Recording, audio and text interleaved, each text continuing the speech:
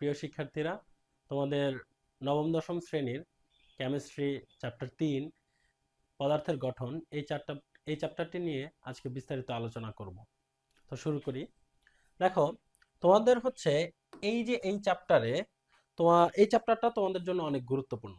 কেন? কারণ এই চ্যাপ্টারে ইলেকট্রন বিন্যাস যে টপিকটা আছে এবং এছাড়াও আরো কয়েকটা টপিক আছে, যে কয়টা টপিক তোমরা হচ্ছে পড়তে পারলে আহ তোমাদের যে এই কয়টা চ্যাপ্টার তোমরা যদি ভালোভাবে পড়ো তাহলে তোমাদের পরবর্তী যে চ্যাপ্টারগুলো আছে, যেমন 4 পর্যায় সারণী এবং রাসায়নিক বন্ধন, সেই দুইটা চ্যাপ্টার তোমরা ভালো মতে বুঝতে পারবা। আদারওয়াইজ তোমরা এই দুইটা চ্যাপ্টার ভালো মতো বুঝতে পারবা না। তো দেখো, তোমাদের হচ্ছে পদার্থ, আমরা জানি পদার্থ কাকে বলে। যার ভর আছে, জায়গা দখল করে, তাকে পদার্থ বলে। এবং এই পদার্থ কয় প্রকার? দুই প্রকার, একটা মৌলিক আর একটা যৌগিক। মৌলিক পদার্থ মোট কয়টা আছে? 118টা মৌলিক পদার্থ আছে, আমরা জানি। এর মধ্যে প্রকৃতিতে পাওয়া যায় কয়টা? 98টা। ল্যাবে তৈরি হয় কয়টা? 20টা। আমাদের মানব দেহে 26টি মৌলিক পদার্থ রয়েছে। এই এমসিকিউটা তোমাদের প্রায় আসে, আমাদের মানব দেহে কতটি মৌলিক পদার্থ রয়েছে? 26টির মতো। এখন মৌলিক পদার্থকে ভাঙতে থাকলে, ভাঙতে ভাঙতে একবার লাস্ট পর্যায়ে যখন আসবা, সেটাকে আমরা কি বলি? পরমাণু। মৌলিক পদার্থের ক্ষুদ্রতম কণাকে পরমাণু বলে। এই যে মৌলিক পদার্থ 118টা আছে, প্রত্যেকটা মৌলিক পদার্থ প্রকাশের জন্য আমরা প্রতীক ব্যবহার করি। যেমন হাইড্রোজেনের জন্য আমরা এইচ ব্যবহার করি, নাইট্রোজেনের জন্য এন, অক্সিজেনের জন্য ও। তো এই মৌলিক পদার্থের সংক্ষিপ্ত রূপকে কি বলে? প্রতীক বলে। ঠিক একইভাবে যৌগিক পদার্থের ক্ষুদ্রতম কণাকে অণু বলতেছি, যৌগিক পদার্থের সংক্ষিপ্ত রূপকে আমরা কি বলতেছি? সংক্ষেপ। এখন এই যে মৌলিক পদার্থের ক্ষুদ্রতম কণা, ক্ষুদ্র মানে মৌলিক পদার্থের সংক্ষিপ্ত রূপকে যে আমরা প্রতীক বলতেছি, এই প্রতীক লেখার অনেকগুলা নিয়ম আমরা ক্লাস 7-এ পড়ছি। তো প্রতীক সাধারণত ইংরেজি নামে হয়, অথবা তোমার হচ্ছে এই ইংরেজি নামের প্রথম অক্ষর অথবা প্রথম অক্ষরের সাথে উচ্চারিত দ্বিতীয় অক্ষর দ্বারা লিখতে হয়। আরেকটা রুলস আছে যে প্রতীকগুলা তুমি কিভাবে মনে রাখবে। কিছু কিছু মৌলের প্রতীক আছে যেগুলো হচ্ছে ল্যাটিন নামের প্রথম অক্ষর বা প্রথম অক্ষরের সাথে উচ্চারিত দ্বিতীয় অক্ষর দ্বারা লিখতে হয়। এই যে প্রতীকগুলো আছে, এই এই কয়টা মৌলের প্রতীকগুলা তোমার হচ্ছে মুখস্থ রাখতে হবে এবং ল্যাটিন নামও মুখস্থ রাখতে হবে। কেন? কারণ এগুলা পরীক্ষায় জ্ঞানমূলকে প্রায়ই আসে। যে সোডিয়ামের ল্যাটিন নাম কি? নাট্রিয়াম। তারপরে তোমার হচ্ছে টিনের ল্যাটিন নাম কি? স্ট্যানাম। লেডের ল্যাটিন নাম কি? প্লাম্বাম। তাহলে এই প্রতীকগুলো তোমার পরীক্ষায় বারবার আসে। ওকে, তাহলে এগুলা তোমার অবশ্যই মুখস্থ রাখতে হবে। এরপর দেখো, এই যে পরমাণু আর অণু এর যে পার্থক্য, এটা তোমরা ছোট ক্লাস থেকে পড়ে আসছো, তারপরে একবার আমরা আলোচনা করি। দেখো, তোমার হচ্ছে আমরা জানি যে পরমাণু, মৌলিক পদার্থের ক্ষুদ্রতম কণাকে কি বলে? পরমাণু বলে। মৌলিক বা যৌগিক পদার্থের ক্ষুদ্রতম কণাকে অণু বলে। এখন মৌলিক কেন আসলো? কিছু কিছু পদার্থ আছে যারা দ্বিপরমাণুক, অর্থাৎ দুইটা পরমাণু মিলে একটা অণু তৈরি করে। যেমন O2, N2, Cl2, Br2, I2, F2। তো এই যে তোমার হচ্ছে এই প্রত্যেকটা, এগুলো হচ্ছে গ্যাসীয় পদার্থ। এটা হচ্ছে তোমার তরল, এটা কঠিন, এটা গ্যাসীয় পদার্থ। তো এই মৌলিক পদার্থগুলা, এগুলা যদিও এরা অণু হিসেবে আছে, নরমালি আমরা জানি যে যৌগিক পদার্থের ক্ষুদ্রতম কণা অণু, কিন্তু এই মৌলিক পদার্থগুলা অণু হিসেবে আছে, এগুলাকে বলে মৌলিক অণু। সেই জন্য সংজ্ঞায় আমরা মৌলিক বা যৌগিক পদার্থের ক্ষুদ্রতম কণাকে অণু বলে, এটা বলছি। পরমাণু সম্বন্ধে ধারণা কে দেয়? ডেমোক্রিটাস। অণু সম্বন্ধে ধারণা কে দেয়? বিজ্ঞানী কনাদ। এর ইংরেজি কি? অ্যাটম। অণুর ইংরেজি কি? মলিকিউল। পরমাণু ভাঙলে তুমি কি কি পাবা? ইলেকট্রন, প্রোটন, নিউট্রন, এই তিনটা কণিকা পাবা। আর তোমার হচ্ছে অণুকে যদি তুমি ভাঙো তাহলে তুমি কি পাবা? পরমাণু। আমরা জানি যে পরমাণু স্বাধীন অবস্থায় থাকতে পারে না, অবশ্যই সে কারো না কারোর সাথে যুক্ত হয়ে অণু আকারে প্রকৃতিতে থাকে। আর রাসায়নিক বিক্রিয়ায় পরমাণু সরাসরি বিক্রিয়া অংশগ্রহণ করে, কিন্তু অণু সরাসরি রাসায়নিক বিক্রিয়া অংশগ্রহণ করতে পারে না। কেন? কারণ অণুকে আগে পরমাণুতে বিশ্লিষ্ট হয়ে তারপরে বিক্রিয়া অংশগ্রহণ করতে হয়। এখন এই যে তোমার পরমাণু আছে, এই পরমাণুকে ভাঙলে আমরা কি পাবো? পরমাণুকে ভাঙলে আমরা কতগুলা কণিকা পাবো। কিছু কণিকা আছে স্থায়ী, কিছু আছে অস্থায়ী। অস্থায়ী কণিকাগুলা কি কি? Mason, positron, neutrino, anti neutrino ইত্যাদি কণিকা হলো অস্থায়ী কণিকা। সকল পরমাণুতে এরা থাকে না।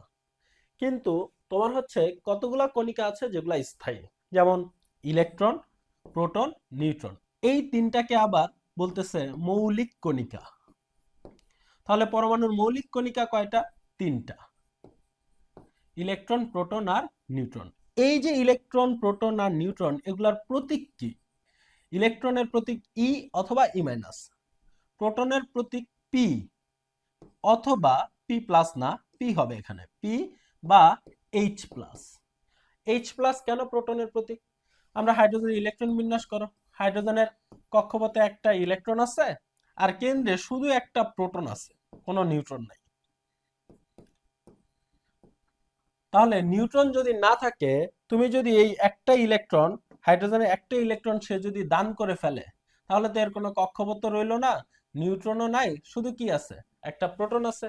সেই জন্য প্রোটনের প্রতীক পি বা এইচ প্লাস, নিউট্রনের প্রতীক হচ্ছে কি এন। এই যে মৌলিক কণিকা আছে, এই মৌলিক কণিকাগুলো সম্বন্ধে তোমাদের বিস্তারিত জানতে হবে। কি কি?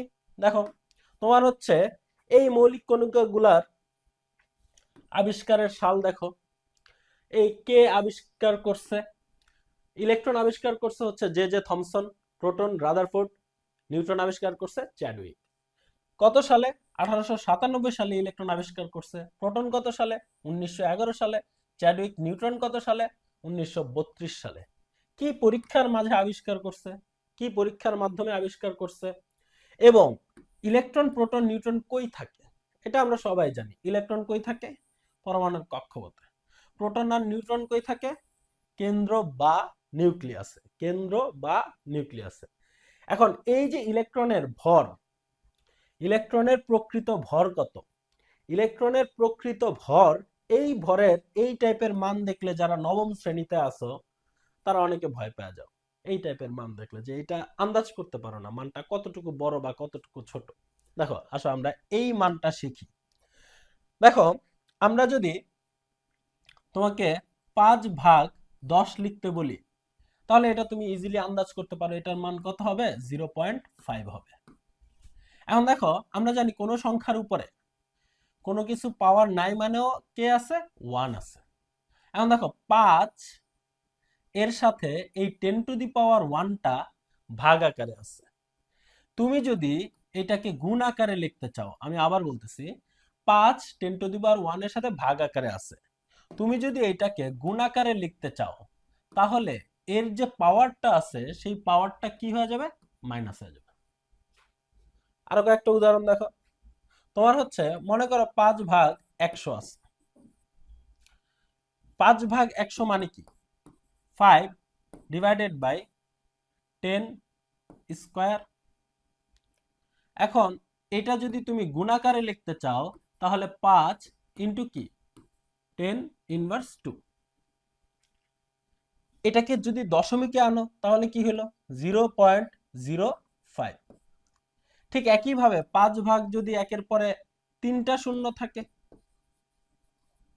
তাহলে কি হবে? 5/1-এর পরে 3টা শূন্য, এটাকে সূচক আকারে এভাবে লিখলে 10⁻³ হয়। আর ভাগ আকারে আছে, তুমি যদি গুণ আকারে লেখো তাহলে পাওয়ার কত হয়ে যাবে? -4 হয়ে যাবে।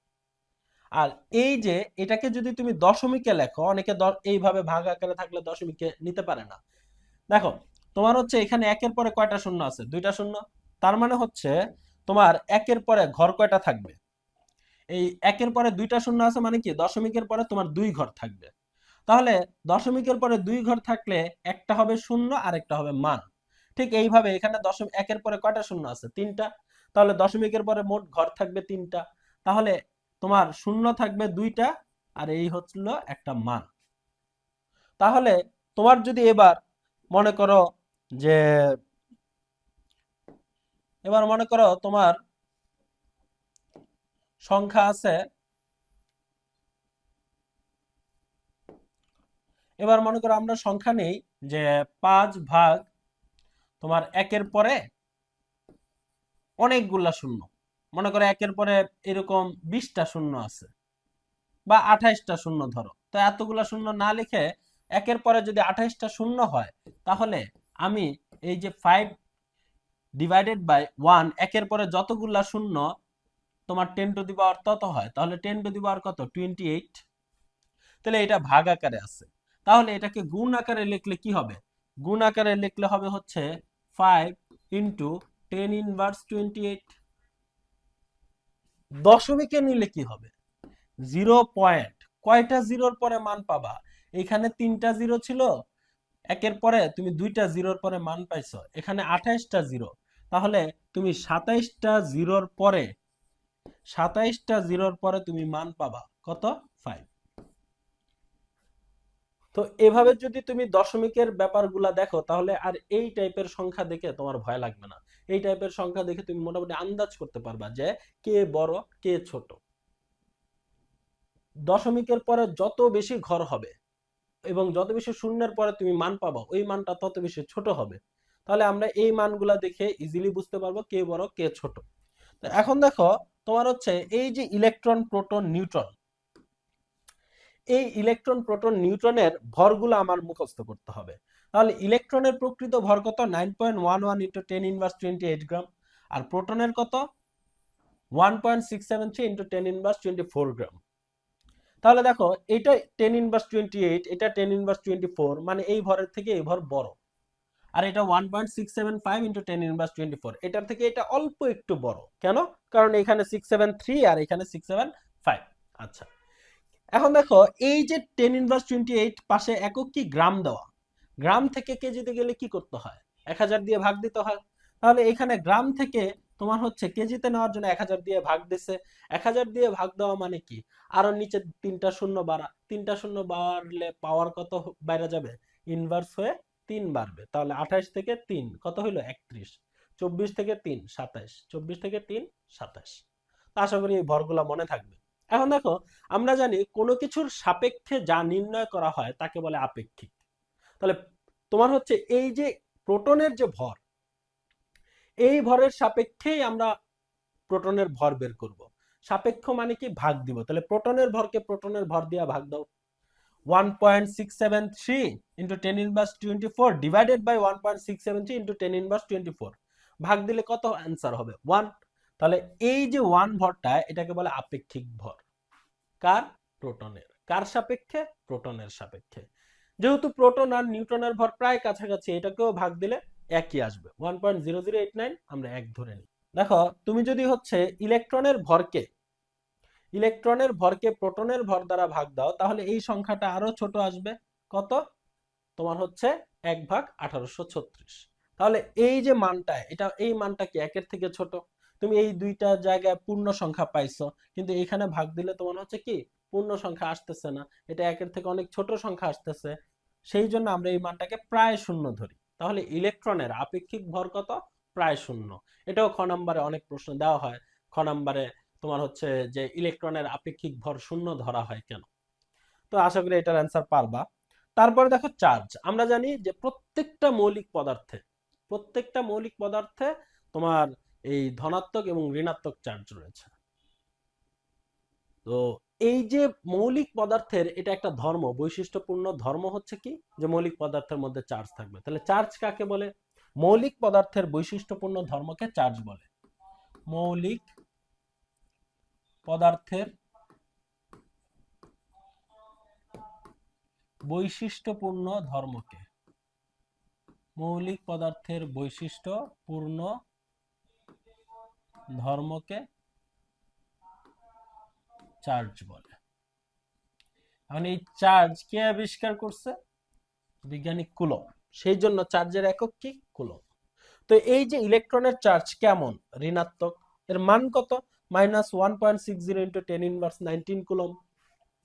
প্রোটনের চার্জ কেমন, ধনাত্মক, এর মান কত, +1.60 ইন্টু 10 ইনভার্স 19 কুলম্ব। কিন্তু তোমার হচ্ছে এই যে নিউট্রনের কোনো চার্জ নাই, তাহলে এর চার্জটা হচ্ছে কি 0। আচ্ছা, তো আপেক্ষিক চার্জ যদি আমরা বের করতে চাই, ঠিক আগের মতোই প্রোটনের সাপেক্ষে আমরা বের করব। তাহলে প্রোটনের চার্জকে প্রোটনের চার্জ দ্বারা ভাগ দেব, অ্যান্সার কত হবে, 1। নিউট্রন ইলেকট্রনের চার্জকে প্রোটনের চার্জ দ্বারা ভাগ দিবে, অ্যান্সার কত হবে? -1, কারণ এই মানটা মাইনাস, আর এর মান যেহেতু 0 তাহলে 0ই আসবে। তাহলে এই হলো কণিকাগুলোর তথ্য। এই কণিকাগুলোর তথ্যের মধ্যে অবশ্যই তোমার ভর আর চার্জ মুখস্থ রাখতে হবে। এখন দেখো, এরপরে আমরা যে বিষয়টা জানবো সেটা হচ্ছে পারমাণবিক সংখ্যা। কোন মৌলের প্রোটন সংখ্যাকে ওই মৌলের পারমাণবিক সংখ্যা বলে। কোন মৌলের প্রোটন সংখ্যা, প্রোটিন না, কোন মৌলের প্রোটন সংখ্যাকে ওই মৌলের পারমাণবিক সংখ্যা বলে। একে কি দ্বারা প্রকাশ করা হয়? জেড দ্বারা প্রকাশ করা হয়। আর ভর সংখ্যা কাকে বলে? আমরা জানি পরমাণুর কেন্দ্রে প্রোটন আর নিউট্রন থাকে। তাহলে এই প্রোটন আর নিউট্রনের সংখ্যাকে, এক প্রোটন আর নিউট্রনের সংখ্যার সমষ্টিকে কোন মৌলের ভর সংখ্যা বলে। এটাকে কি দ্বারা প্রকাশ করা হয়? এ দ্বারা। এখন একটা মৌল তুমি কিভাবে প্রকাশ করবা? এই ভর সংখ্যা কোথায় লেখে, পারমাণবিক সংখ্যা কোথায় লেখে? অলরেডি তোমরা ক্লাস 8-এ এটা পড়ছো। দেখো, তোমার হচ্ছে এই জায়গায় লেখা হচ্ছে কি, এটা হচ্ছে এক্স, যে কোনো একটা মৌল ধরলাম। এর পারমাণবিক সংখ্যা কোথায় লেখে? বাম পাশে নিচে। এর ভর সংখ্যা কোথায় লেখে? ডান পাশে উপরে। এবং এই যে এক্স যে কয়টা ইলেকট্রন দান করে ধনাত্মক আয়নে পরিণত হয় বা ঋণাত্মক আয়নে পরিণত হয়, সেটা কোথায় লেখে? ডান পাশে উপরে। তাহলে এম সংখ্যক প্লাস বা মাইনাস। তাহলে তোমার হচ্ছে, মনে করো আমরা সোডিয়াম, এর পারমাণবিক সংখ্যা কত? 11, ভর সংখ্যা কত? 23। এর সোডিয়াম একটা ইলেকট্রন দান করে, তাহলে Na প্লাস। যদি সোডিয়াম দুইটা দান করতো 2 প্লাস, যেমন ম্যাগনেসিয়াম। এর পারমাণবিক সংখ্যা কত? 12। এর ভর সংখ্যা কত? 24। কয়টা ইলেকট্রন দান করে? দুইটা, তাহলে 2 প্লাস। যদি ইলেকট্রন গ্রহণ করতো তাহলে 2 মাইনাস। এভাবে এই জায়গায় চার্জের পরিমাণটা আমরা লিখি। এখন তোমার হচ্ছে এই যে ইলেকট্রন, প্রোটন, নিউট্রন সংখ্যা আমরা জানলাম, ভর সংখ্যাও আমরা জানলাম। এই ভর সংখ্যা কিভাবে আমরা মনে রাখবো? খুব সহজে তুমি পারমাণবিক ভর সংখ্যা 1 থেকে 30 পর্যন্ত মনে রাখতে পারো। 1 থেকে 30 পর্যন্ত পারমাণবিক ভর সংখ্যাগুলা মনে রাখার যে কৌশলটা, সেটা কি দেখো, আমি দেখাই। তাহলে যে সকল মৌলের পারমাণবিক সংখ্যা 1 থেকে 20, যাদের পারমাণবিক সংখ্যা জেড, পারমাণবিক সংখ্যাকে আমরা জেড দ্বারা প্রকাশ করি। যে সকল মৌলের পারমাণবিক সংখ্যা হচ্ছে জোড়, তাহলে তাদের ভর সংখ্যা এ কি হবে? ভর সংখ্যা এ হবে হচ্ছে জাস্ট দ্বিগুণ। আর যে সকল মৌলের পারমাণবিক সংখ্যা বিজোড়, তাদের ভর সংখ্যা কি হবে? দ্বিগুণের থেকে 1 বেশি। তাহলে আমরা দেখি যে সোডিয়াম, এর পারমাণবিক সংখ্যা কত? 11, তাহলে এর ভর সংখ্যা কত হবে? 11 দুগুণে 22 যোগ 1 কত? 23। জোরের দেখি আমরা, অক্সিজেনের পারমাণবিক সংখ্যা 8, তাহলে জোর, তাহলে এর ভর সংখ্যা কত হবে? 8 দুগুণে 16। এখন এই যে 1 থেকে 20, এই মৌলগুলোর মধ্যে কয়েকটা মৌল আছে যে এই রুলস গুলা মানে না। সেই মৌলগুলা তুমি যদি সহজে মনে রাখো, তাহলে তুমি ইজিলি 1 থেকে 20 পর্যন্ত প্রত্যেকটা মৌলের ভর মনে থাকবে। তাহলে লাইনটা কি? ব্যতিক্রম হলো নাইট্রোজেন আর ক্লোরিন। তাহলে ব্যতিক্রমে হচ্ছে বেরিলিয়াম। রুলস অনুযায়ী নরমালি এর পারমাণবিক সংখ্যা কত? 4। তাহলে রুলস অনুযায়ী এর ভর কত হওয়ার কথা? 8, কিন্তু এর ভর হচ্ছে 9, সেজন্য ব্যতিক্রম। হাইড্রোজেনের পারমাণবিক সংখ্যা হচ্ছে 1, রুলস অনুযায়ী দ্বিগুণের থেকে 1 বেশি হওয়ার কথা, মানে 3 হওয়ার কথা, কিন্তু এর পারমাণবিক ভর সংখ্যা হচ্ছে 1। নাইট্রোজেনের পারমাণবিক সংখ্যা 7, রুলস অনুযায়ী 7 দুগুণে 14 যোগ 1 15 হওয়ার কথা, কিন্তু এর ভর কত? 14। আর্গনের পারমাণবিক সংখ্যা 18, জোর, তাহলে 18 দুগুণে 36 হওয়ার কথা, কিন্তু এর ভর হচ্ছে 40। ক্লোরিনের পারমাণবিক সংখ্যা হচ্ছে 17, এর ভর কত হওয়ার কথা? 17 দুগুণে 34 যোগ 1 35 হওয়ার কথা, কিন্তু 35.5। তাহলে এই কয়টা আমরা ইজিলি এটা দিয়ে মনে রাখতে পারবো যে ব্যতিক্রম হলো নাইট্রোজেন আর ক্লোরিন। এই কয়টা মৌল হচ্ছে 1 থেকে 20 এর মধ্যে ব্যতিক্রম। আর বাকি যে 21 থেকে 30, সেই মৌলগুলোর ক্ষেত্রে কি করবা? দেখো, 21 থেকে 30 মৌলের মধ্যে আমরা একটা মৌল ধরি আয়রন। তো আয়রনের ভর সংখ্যা কিভাবে বের করবো? আয়রনের পারমাণবিক সংখ্যা কত? 26। তো এর ভর সংখ্যা কি হবে? এর ভর সংখ্যা হবে এর পারমাণবিক সংখ্যার দ্বিগুণ করার পর একটা নির্দিষ্ট সংখ্যা যোগ করতে হবে, যে সংখ্যাটাকে আমি y বলতেছি। তাহলে এর পারমাণবিক সংখ্যা যদি দ্বিগুণ করো, তাহলে 26 দ্বিগুণে কত? 52, এর সাথে 4 যোগ করতে হবে। এখন এই যে সংখ্যাটা 4, এটা কিভাবে মনে রাখবা? 21 থেকে তোমার হচ্ছে 30 পর্যন্ত মৌলের সাথে যেই সংখ্যাটা যোগ করতে হবে সেই সংখ্যাটাকে আমি ওয়াই ধরছি। তাহলে 21 নম্বর মৌল স্ক্যান্ডিয়াম, এর সাথে তুমি কত যোগ করবা? 3। 22 নম্বর মৌলের সাথে 4, 23 নম্বর মৌলের সাথে 5, এরপরটা 4, 5 4 5 3 5 5। তাহলে কিভাবে মনে রাখবা? দেখো 3 মানে 3 বার কি 4 5 4 5 4 5 3 5 5। তাহলে এভাবে মনে রাখবা কি 3 4 5 4 5 4 5 3 5 5। তাহলে এগুলা যদি তুমি পারমাণবিক সংখ্যার সাথে দ্বিগুণ করার পর এই সংখ্যাটা যদি যোগ করো তাহলে খুব ইজিলি ভর সংখ্যা মনে রাখতে পারবা। তো ইলেকট্রন বিন্যাস সম্বন্ধে বিস্তারিত যদি আমরা জানতে চাই, ইলেকট্রন বিন্যাস জিনিসটা কি? ইলেকট্রন বিন্যাস হচ্ছে পরমাণুতে ইলেকট্রন কিভাবে থাকে। আমাদের এতদিন পর্যন্ত ধারণা ছিল পরমাণুতে কতগুলা কক্ষপথ আছে, সেই কক্ষপথের মধ্যে ইলেকট্রন থাকে, কিন্তু না, কক্ষপথের মধ্যে আবার উপকক্ষপথ আছে, উপকক্ষপথের মধ্যে আবার অরবিটাল আছে, সেই অরবিটালে ইলেকট্রন থাকতেছে, তারা কিভাবে ঘুরতেছে, এই ঘড়ির কাঁটার দিকে নাকি ঘড়ির কাঁটার বিপরীত দিকে, এই বিস্তারিত তথ্যগুলা কতগুলা সংখ্যার মাধ্যমে আমরা প্রকাশ করি। সেই সংখ্যাগুলা যদি আমরা বিস্তারিত জানতে পারি তাহলে ইলেকট্রন বিন্যাসটা খুব ইজিলি আমরা জানতে পারবো। তো সেই সংখ্যাটা কি? সেই সংখ্যাটা হলো কোয়ান্টাম সংখ্যা। দেখো এইখানে আমরা কোয়ান্টাম সংখ্যার সংজ্ঞাটা লিখে ফেলছি। তাহলে কোয়ান্টাম সংখ্যা কাকে বলে? পরমাণুতে ইলেকট্রন কোন শক্তি স্তরের কোন উপশক্তি স্তরে কিভাবে ঘূর্ণায়মান তা যে সংখ্যার মাধ্যমে জানা যায় তাকে কোয়ান্টাম সংখ্যা বলে। তার মানে পরমাণুর কেন্দ্রের বাইরে কতগুলা এইরকম কক্ষপথ আছে। তাহলে পরমাণুতে ইলেকট্রন কোন শক্তি স্তরের কোন উপশক্তি স্তরে, এই শক্তি স্তরের মধ্যে আবার কি আছে? উপশক্তি স্তর আছে। সেই উপশক্তি স্তরে ইলেকট্রন কিভাবে ঘূর্ণায়মান, ঘড়ির কাঁটার দিকে নাকি ঘড়ির কাঁটার বিপরীতে, তা যে সংখ্যার মাধ্যমে নির্ণয় করা হয় সেই সংখ্যাগুলোকে বলে কোয়ান্টাম সংখ্যা।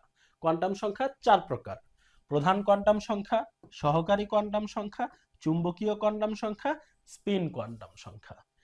আমাদের নবম দশম শ্রেণীর জন্য শুধুমাত্র এই 2 প্রকার কোয়ান্টাম সংখ্যা সম্বন্ধে বিস্তারিত জানলেই আমাদের ইলেকট্রন বিন্যাসের এ টু জেড জানা হয়ে যাবে। বাকি যে 2টা আছে সেটা সম্বন্ধে আমরা ইন্টারমিডিয়েটে গিয়ে পড়ব। তো প্রথমটা কি? প্রধান কোয়ান্টাম সংখ্যা। এটা সম্বন্ধে মোটামুটি তোমাদের আইডিয়া ছিল। প্রধান কোয়ান্টাম সংখ্যা কি এটা? এই যে প্রধান কোয়ান্টাম সংখ্যা, এটাকে n দ্বারা প্রকাশ করা হয়। এই n দ্বারা মূলত কাকে বোঝায়? প্রধান কক্ষপথ বা অরবিটকে। আমরা জানি পরমাণুর কেন্দ্রের বাইরে কতগুলো নির্দিষ্ট বৃত্তাকার কক্ষপথ আছে, সেই কক্ষপথগুলোকে অরবিট বলে। তো এখানে অরবিটের সংজ্ঞাটা দেয়া আছে, দেখো। পরমাণুর কেন্দ্রের বাইরে কতগুলো নির্দিষ্ট বৃত্তাকার কক্ষপথ রয়েছে। পরমাণুর কেন্দ্রের বাইরে কতগুলো নির্দিষ্ট বৃত্তাকার কক্ষপথ রয়েছে, এদেরকে প্রধান কক্ষপথ বা প্রধান শক্তি স্তর বা শেল বা অরবিট বলে। যখন এগুলাকে আমরা শেল বলি, দেখো এই যে এগুলাকে n দ্বারা প্রকাশ করা হয়, তাহলে n এর মান 1 2 3 4 ইত্যাদি ধরা হয়। তো যখন এগুলাকে আমরা শেল বলি তখন কে শেল মানে n এর মান 1 হইলে সেটাকে বলে কে শেল, n এর মান 2 হইলে সেটাকে বলে এল শেল, n এর মান 3 হইলে সেটাকে বলে এম শেল, n এর মান 4 হইলে সেটাকে বলে এন শেল। এভাবে আমরা যদি বলি পরমাণুর তৃতীয় কক্ষপথ, তাহলে এটাকে কি বলা হয়? কে এল এম, এম শেল বলা হয়। এভাবে আমাদের এমসিকিউ গুলো আসে। এখন দেখো প্রত্যেকটা কক্ষপথে সর্বোচ্চ আমরা আগে থেকেই জানি 2n স্কয়ার সংখ্যক ইলেকট্রন থাকে। এখন একটা কক্ষপথে সর্বোচ্চ কয়টা ইলেকট্রন থাকতে পারে? 32টা। আমরা জানি প্রথম কক্ষপথে থাকে 2টা, দ্বিতীয়তে 8টা, তৃতীয়তে 18টা, চতুর্থ কক্ষপথে 32টা, পঞ্চম কক্ষপথে 32টা। 32-এর বেশি একটা কক্ষপথে ইলেকট্রন থাকতে পারে না।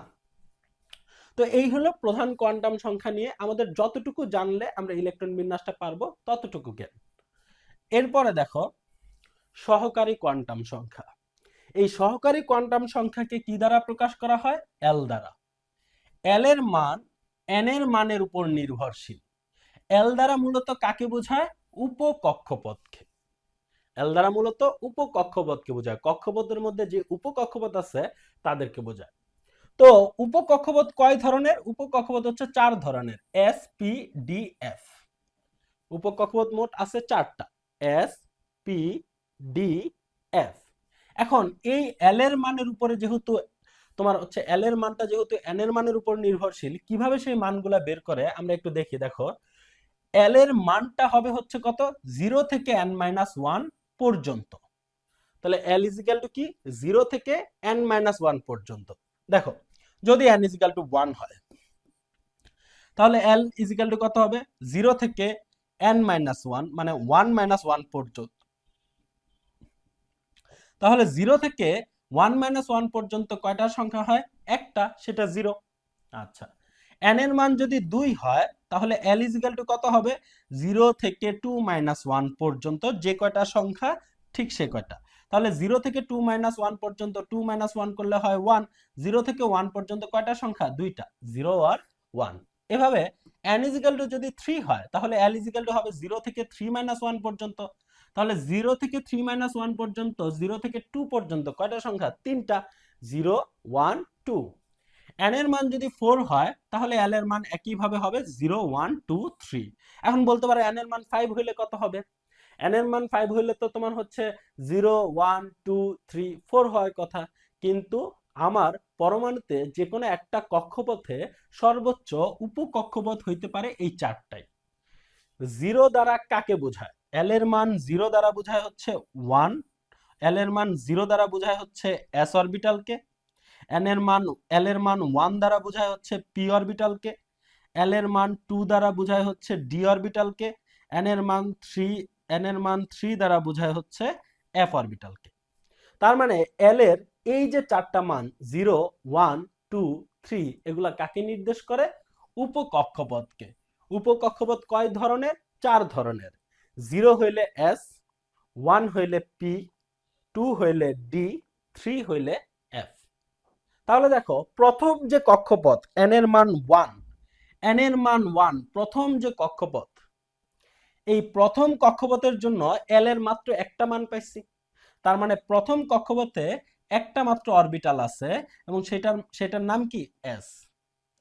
n এর মান 2 হইলে l এর দুইটা মান পাইছি, 0 আর 1। তাহলে 0 মানে s, 1 মানে হচ্ছে p। n এর মান 3 হইলে তিনটা মান পাইছি, কি কি, 0 1 2।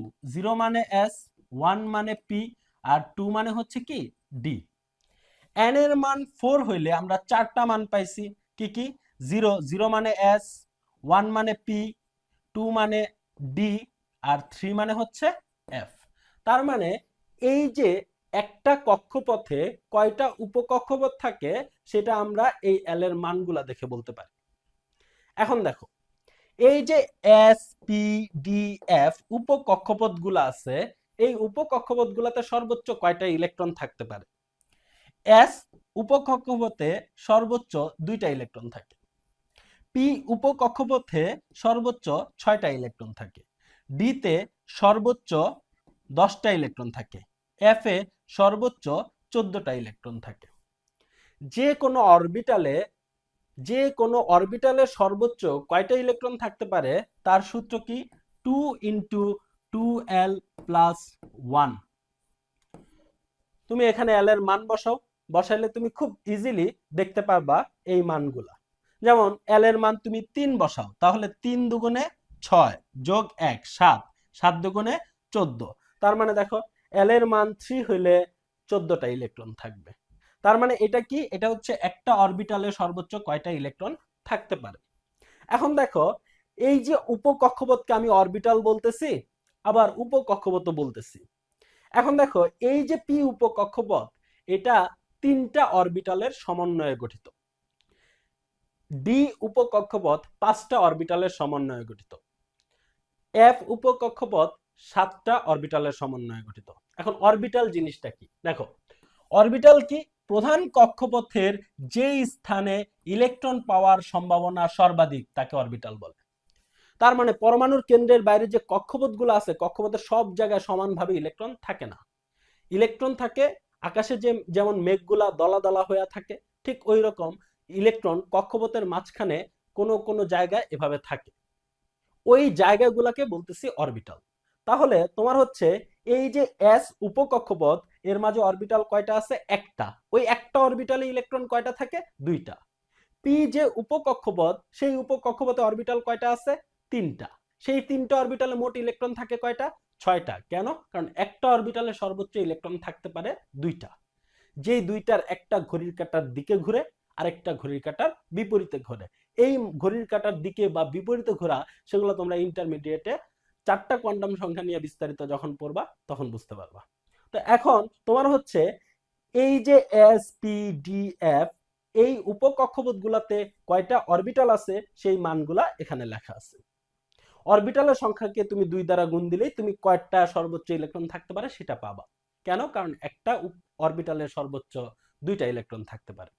তো এখন তোমার হচ্ছে কি দাঁড়াইলো ব্যাপারটা?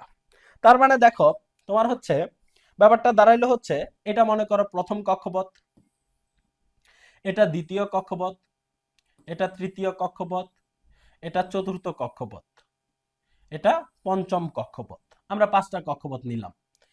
এই কক্ষপথের মধ্যে তোমার হচ্ছে আমরা জানি যে n এর মান যখন 1 হয়, n এর মান 1, তখন l এর মান শুধু 0।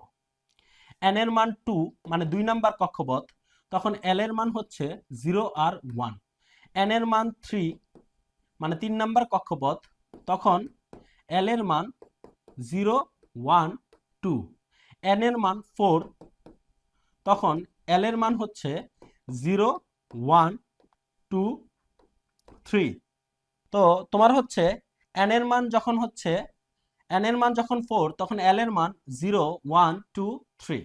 আচ্ছা, এখন দেখো তোমার হচ্ছে এই যে আমরা বিভিন্ন কক্ষপথে l এর মান কত আমরা সেটা জানলাম। তাহলে n এর মান যদি 5 হয়, তাহলে l এর মান কত হবে? তাহলে আমরা দেখলাম যে l এর মান,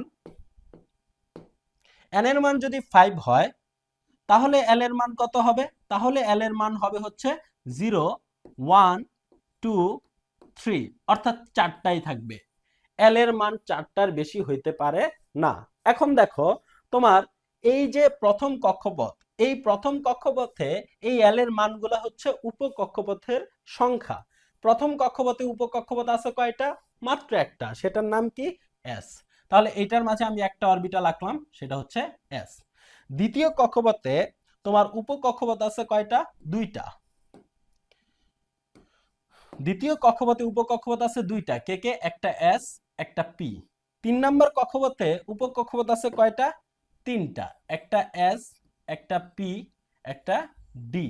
4 নম্বর কক্ষপথে উপকক্ষপথ আছে কয়টা?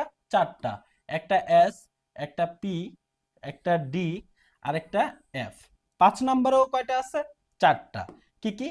একটা s, একটা p, একটা d, আর একটা f। এখন এই যে প্রথম কক্ষপথে যে একটা অরবিটাল আছে, একটা উপকক্ষপথ আছে, সেটা কার কার উপকক্ষপথ? এটা তো এস, তাই না? এই এসটা কার এস? 1 নাম্বার কক্ষপথের এস, সেজন্য আমরা লিখলাম 1s। 2 নাম্বার কক্ষপথে একটা এস আর একটা পি আছে, তাহলে এই এসটা কার এস? 2 নাম্বার কক্ষপথের এস। এটা কার পি? 2 এর পি। 3 নাম্বার কক্ষপথে 3টা অরবিটাল আছে, একটা এস, একটা পি, একটা ডি। তাহলে এটা কি? 3 এর এস, এটা কি? 3 এর পি, এটা হচ্ছে 3 এর ডি। 4 নাম্বার কক্ষপথে 4টা অরবিটাল আছে, 4 এর এস, 4 এর পি, 4 এর ডি, 4 এর এফ। ঠিক একইভাবে 5 নাম্বার কক্ষপথেও সর্বোচ্চ 4টা অরবিটালই হইতে পারে, এস, পি, ডি, এফ। তাহলে এটা কার এস? 5 এর এস, 5 এর পি, 5 এর ডি, 5 এর এফ। তার মানে দেখো এই যে কক্ষপথের মধ্যে উপকক্ষপথ আছে, উপকক্ষপথগুলো কিভাবে আছে? এভাবে আছে। তাহলে এই ধারণাটা যদি আমাদের ক্লিয়ার হয়, তাহলে আমরা ইলেকট্রন বিন্যাস সম্বন্ধে এবার মোটামুটি খুব ধীরে সুস্থে ইলেকট্রন বিন্যাসটা আমরা বুঝতে পারবো। তাহলে এখানে দেখো কি আছে, এই যে প্রথম কক্ষপথ, এই প্রথম কক্ষপথ এস, আমরা জানি যে এস অরবিটাল যদি হয়, সেই এস অরবিটালে সর্বোচ্চ ইলেকট্রন থাকতে পারে কয়টা? 2টা। পিতে থাকতে পারে কয়টা? 6টা। ডিতে থাকতে পারে কয়টা? 10টা। এফে থাকতে পারে কয়টা? এফে ইলেকট্রন থাকতে পারে হচ্ছে 14টা। তাহলে দেখো এই যে প্রথম কক্ষপথ, সেটাতে 2টা ইলেকট্রন আসলো।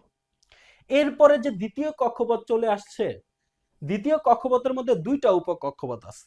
আমরা বলছিলাম আমরা এই যে কক্ষপথের কোথায় ইলেকট্রন আছে এই জিনিসটা সহজে বোঝানোর জন্য আমরা একটা উদাহরণ দিই।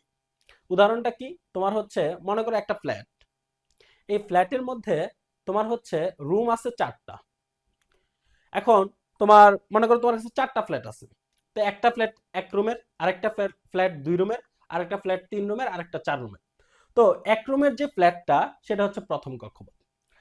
আরেকটা ফ্ল্যাট যেটা সেটাতে 2টা রুম আছে, তো এটা হচ্ছে সেই 2টা রুম। আরেকটা হচ্ছে 3টা, আরেকটাতে আছে 4টা। আচ্ছা, আমরা 4 নাম্বার কক্ষপথ নিয়ে বলি। তো একটা ফ্ল্যাট যেটাতে 4টা রুম আছে, তো 4টা রুমের একটার নাম এস, একটার নাম পি, একটার নাম ডি, একটার নাম এফ। এই রুমগুলোতে কি আছে, বেঞ্চ আছে। তো তোমার হচ্ছে এই বেঞ্চগুলোতে সর্বোচ্চ 2 জন করে স্টুডেন্ট বসতে পারে। তো যে এস রুমটা আছে এই এস রুমে বেঞ্চ আছে 1টা, পি রুমে বেঞ্চ আছে 3টা, ডি রুমে বেঞ্চ আছে 5টা, এফ রুমে বেঞ্চ আছে 7টা। তাহলে এস এ সর্বোচ্চ বসতে পারে 2 জন, পি তে সর্বোচ্চ বসতে পারে 6 জন, ডি তে সর্বোচ্চ বসতে পারবে 10 জন, এফ এ সর্বোচ্চ বসতে পারবে 14 জন। তাহলে তোমার হচ্ছে এই যে তোমার কক্ষপথগুলা, এই কক্ষপথগুলাতে ঠিক এইভাবে ইলেকট্রনগুলা যাবে। এখন দেখো প্রথম যে কক্ষপথ সেটাতে 2 জন বসলো, 2টা ইলেকট্রন বসলো। এখন বাকি যে ইলেকট্রনগুলা আছে সেই ইলেকট্রনগুলা দ্বিতীয় কক্ষপথে আসার পরে তারা সিদ্ধান্তহীনতায় ভুগবে যে 2s এ যাবে নাকি 2p তে যাবে।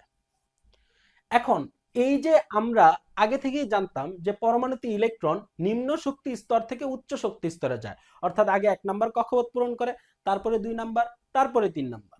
এখন এই 2s আর 2p অরবিটালের মধ্যে অর্থাৎ প্রথম কক্ষপথ পূরণ করলো। এখন দ্বিতীয় কক্ষপথে তোমার হচ্ছে 2s এ আগে যাবে না 2p তে আগে যাবে। তো কক্ষপথ, দ্বিতীয় কক্ষপথ, এটা তো দুইটাই একই কক্ষপথে আছে।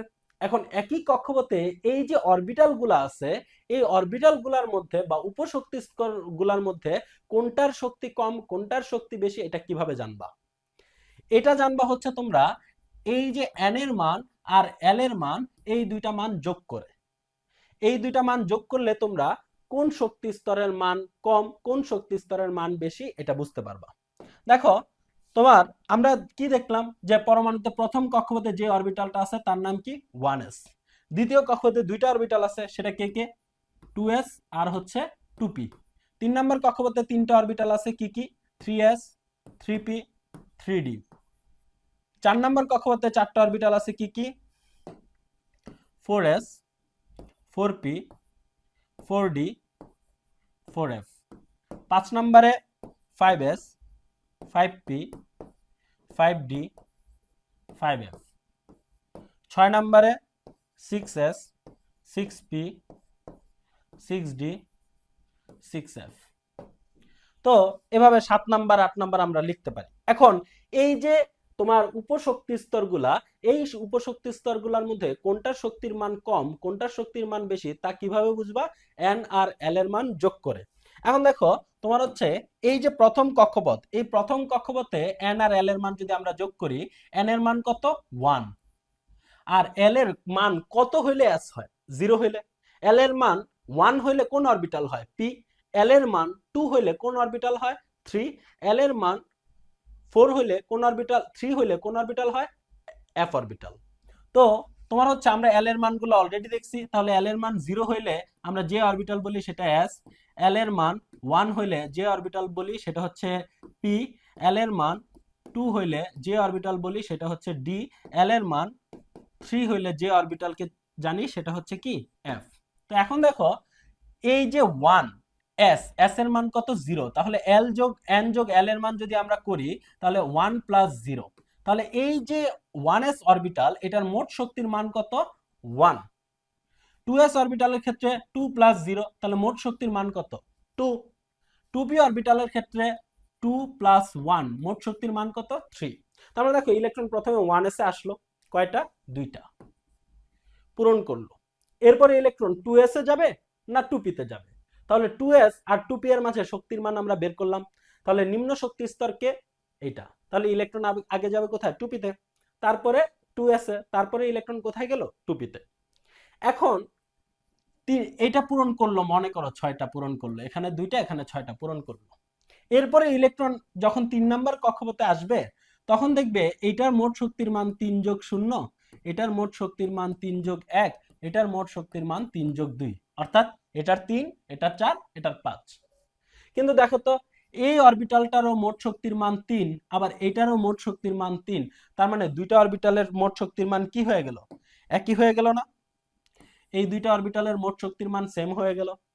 এখন দুইটা অরবিটালের শক্তির মান যখন একই হয়, তখন যে অরবিটালে n এর মান কম, ইলেকট্রন সে অরবিটালে আগে প্রবেশ করে। তাহলে এই দুইটার মধ্যে n এর মান কম কোনটায়? এখানে n এর মান 2 আর এখানে n এর মান 3। তাহলে এটাতে n এর মান কম, তাহলে ইলেকট্রন আগে কোথায় প্রবেশ করবে? 2p তে। তো এখন দেখো 3 নাম্বার কক্ষপথে 3s এ প্রবেশ করলো, 3p তে প্রবেশ করলো, তারপরে কি 3d তে যাবে?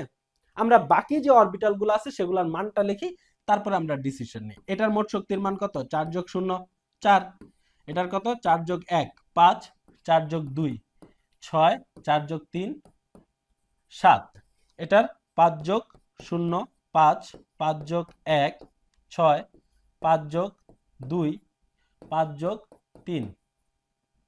তাহলে তোমার হচ্ছে এটার কত? 5, এটার 6, এটার 7, এটার 8, এটার 6 যোগ 1 6 যোগ 0 6, 6 যোগ 1 7 8 9।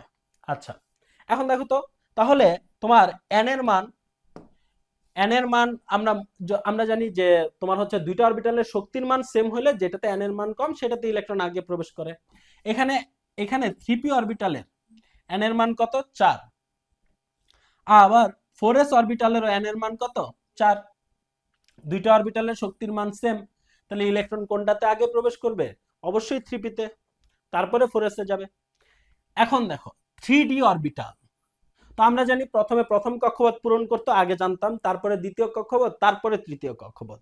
তো তৃতীয় কক্ষপথে 3s 3p পূরণ করলো, এরপরে যখন 3d তে আসে তখন দেখে মোট শক্তির মান হচ্ছে 5, আর ঠিক তার পরের অরবিটালটা 4s, এর মোট শক্তির মান হচ্ছে 4। তাহলে ইলেকট্রন কোথায় আগে প্রবেশ করবে? আমরা জানি ইলেকট্রন নিম্ন শক্তি স্তর থেকে উচ্চ শক্তি স্তরে প্রবেশ করবে, তাহলে ইলেকট্রন প্রবেশ করে আগে কোথায়? 4s এ। অর্থাৎ পরমাণুতে 3d অরবিটালে ইলেকট্রন না গিয়ে আগে 4s এ প্রবেশ করে, 4s পূর্ণ করার পরে 3d তে যায়। এখানে দেখো 4p যে অরবিটালটা, এটারও শক্তির মান কত? 4 যোগ 1 5, 3d অরবিটালেরও শক্তির মান 3 যোগ 2 5, অর্থাৎ দুইটা অরবিটালের শক্তির মানই 5, কিন্তু এখানে n এর মান কম, সেই জন্য এখানে আগে যাবে। তাহলে সবার আগে ইলেকট্রন কোথায় যায়? 1s এ, তারপরে কোথায় যায়? 2s এ, তারপরে 2p তে, তারপরে 3s এ, তারপরে 3p তে, 3d তে না গিয়ে 4s এ। এভাবে দেখো এই অরবিটালের শক্তির মান কত? 7। তাহলে 4f অরবিটালের আগে ইলেকট্রন কোথায় কোথায় যাবে? দেখো 5 প্লাস 0 মানে 5, এটার মোট শক্তির মান 6, এটার মোট শক্তির মান 7, এই দুইটার মাঝে এটার n এর মান কম, এটাতে আগে যাবে। তার মানে 4f এর আগে ইলেকট্রন 5s এ যায়, 5p তে যায়, ইভেন 6s, তার মানে এটার শক্তির মান কত? 6, অর্থাৎ 4f পূর্ণ করার আগে 6 নাম্বার কক্ষপথেও ইলেকট্রন প্রবেশ করে আগে। 6 নাম্বার কক্ষপথের 6s অরবিটালে ইলেকট্রন আগে প্রবেশ করবে। তো এই যে ইলেকট্রনগুলা কোনটাতে আগে প্রবেশ করবে, কোন অরবিটালে, কোনটাতে পরে প্রবেশ করবে, এইটা সহজে মনে রাখার জন্য আমরা একটা লাইন বানাইছি। লাইনটা কি? লাইনটা হলো তোমার শোনো শোনো প্রিয়া, শোনো প্রিয়া, শোনো, ডিপিএস খোলো, ডিপিএস খোলো, এফডিপিএস খোলো, এফডিপিএস খোলো। এখন এটা আবার কি? মনে করো তোমার হচ্ছে হাজবেন্ড তার ওয়াইফকে বলতেছে যে তাদের নতুন বেবি আসবে, সেজন্য হচ্ছে নতুন একটা অ্যাকাউন্ট খোলা লাগবে, টাকা পয়সা জমানো লাগবে ভবিষ্যৎ পরিকল্পনার জন্য। সেই জন্য সে তাকে বলতেছে যে ব্যাংকের ডিপিএস অ্যাকাউন্টও খোলো, আবার ফ্যামিলি ডিপিএস অ্যাকাউন্টও খোলো। তাহলে দুইটা ডিপিএস খোলার জন্য বলতেছে, এবং তার একটা রোগ আছে যে একই কথা সে বারবার 2বার করে বলবে প্রত্যেকটা কথা। তাহলে দেখো শোনো 2বার বললো, শোনো শোনো, তারপরে প্রিয়া শোনো 2বার বলতেছে, তারপরে বলতেছে ডিপিএস খোলো, ডিপিএস খোলো 2বার বললো, তারপরে এফডিপিএস খোলো, এফডিপিএস খোলো 2বার বললো। তাহলে এই যে শোনো শোনো প্রিয়া শোনো, এই শোনো মানে কি? শোনো মানে এস, শোনো মানে এস, প্রিয়া মানে পি, শোনো মানে এস, প্রিয়া মানে পি, শোনো মানে এস। তাহলে দেখো আমরা যদি এই সিরিয়ালি লিখি, তাহলে আমি তোমাদের আলাদা একটা লিখে দিতেছি। দেখো শোনো শোনো প্রিয়া, শোনো প্রিয়া, শোনো, ডি পি এস খোলো, ডি পি এস খোলো, এফ ডি পি এস খোলো, এফ ডি পি এস খোলো। এখন অরবিটাল আমরা জানি যে 1 নাম্বার কক্ষপথে উপকক্ষপথ আছে কয়টা? একটা।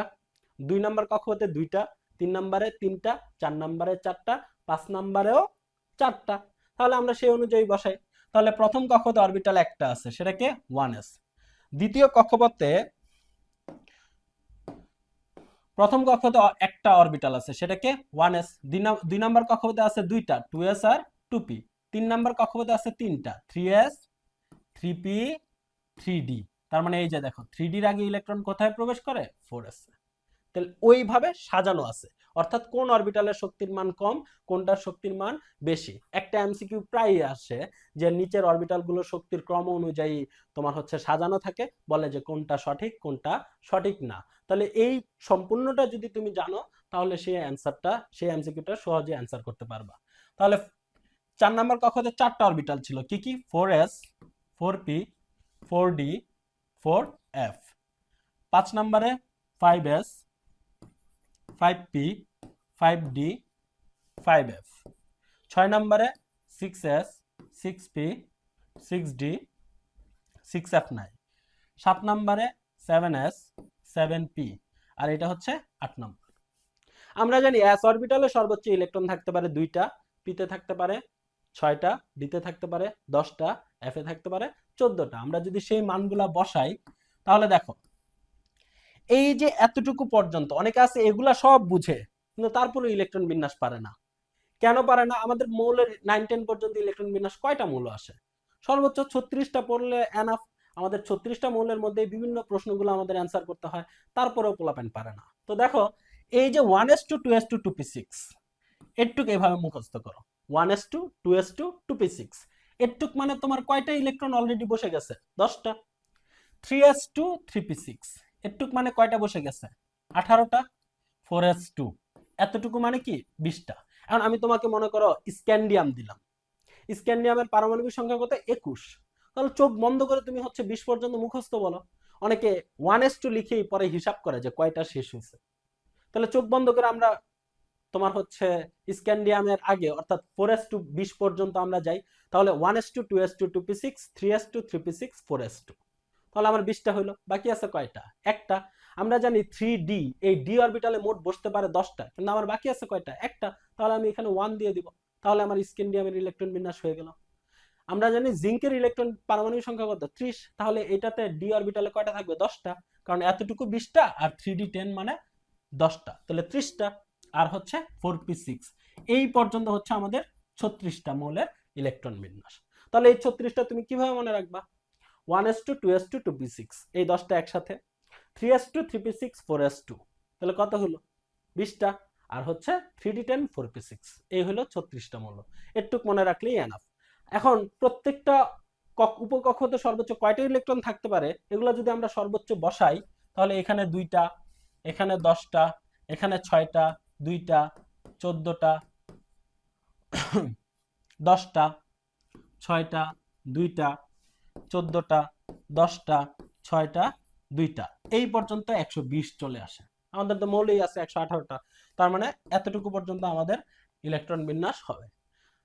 তাহলে তোমার হচ্ছে এই যে ইলেকট্রন বিন্যাস এতটুকু তুমি করলে এনাফ।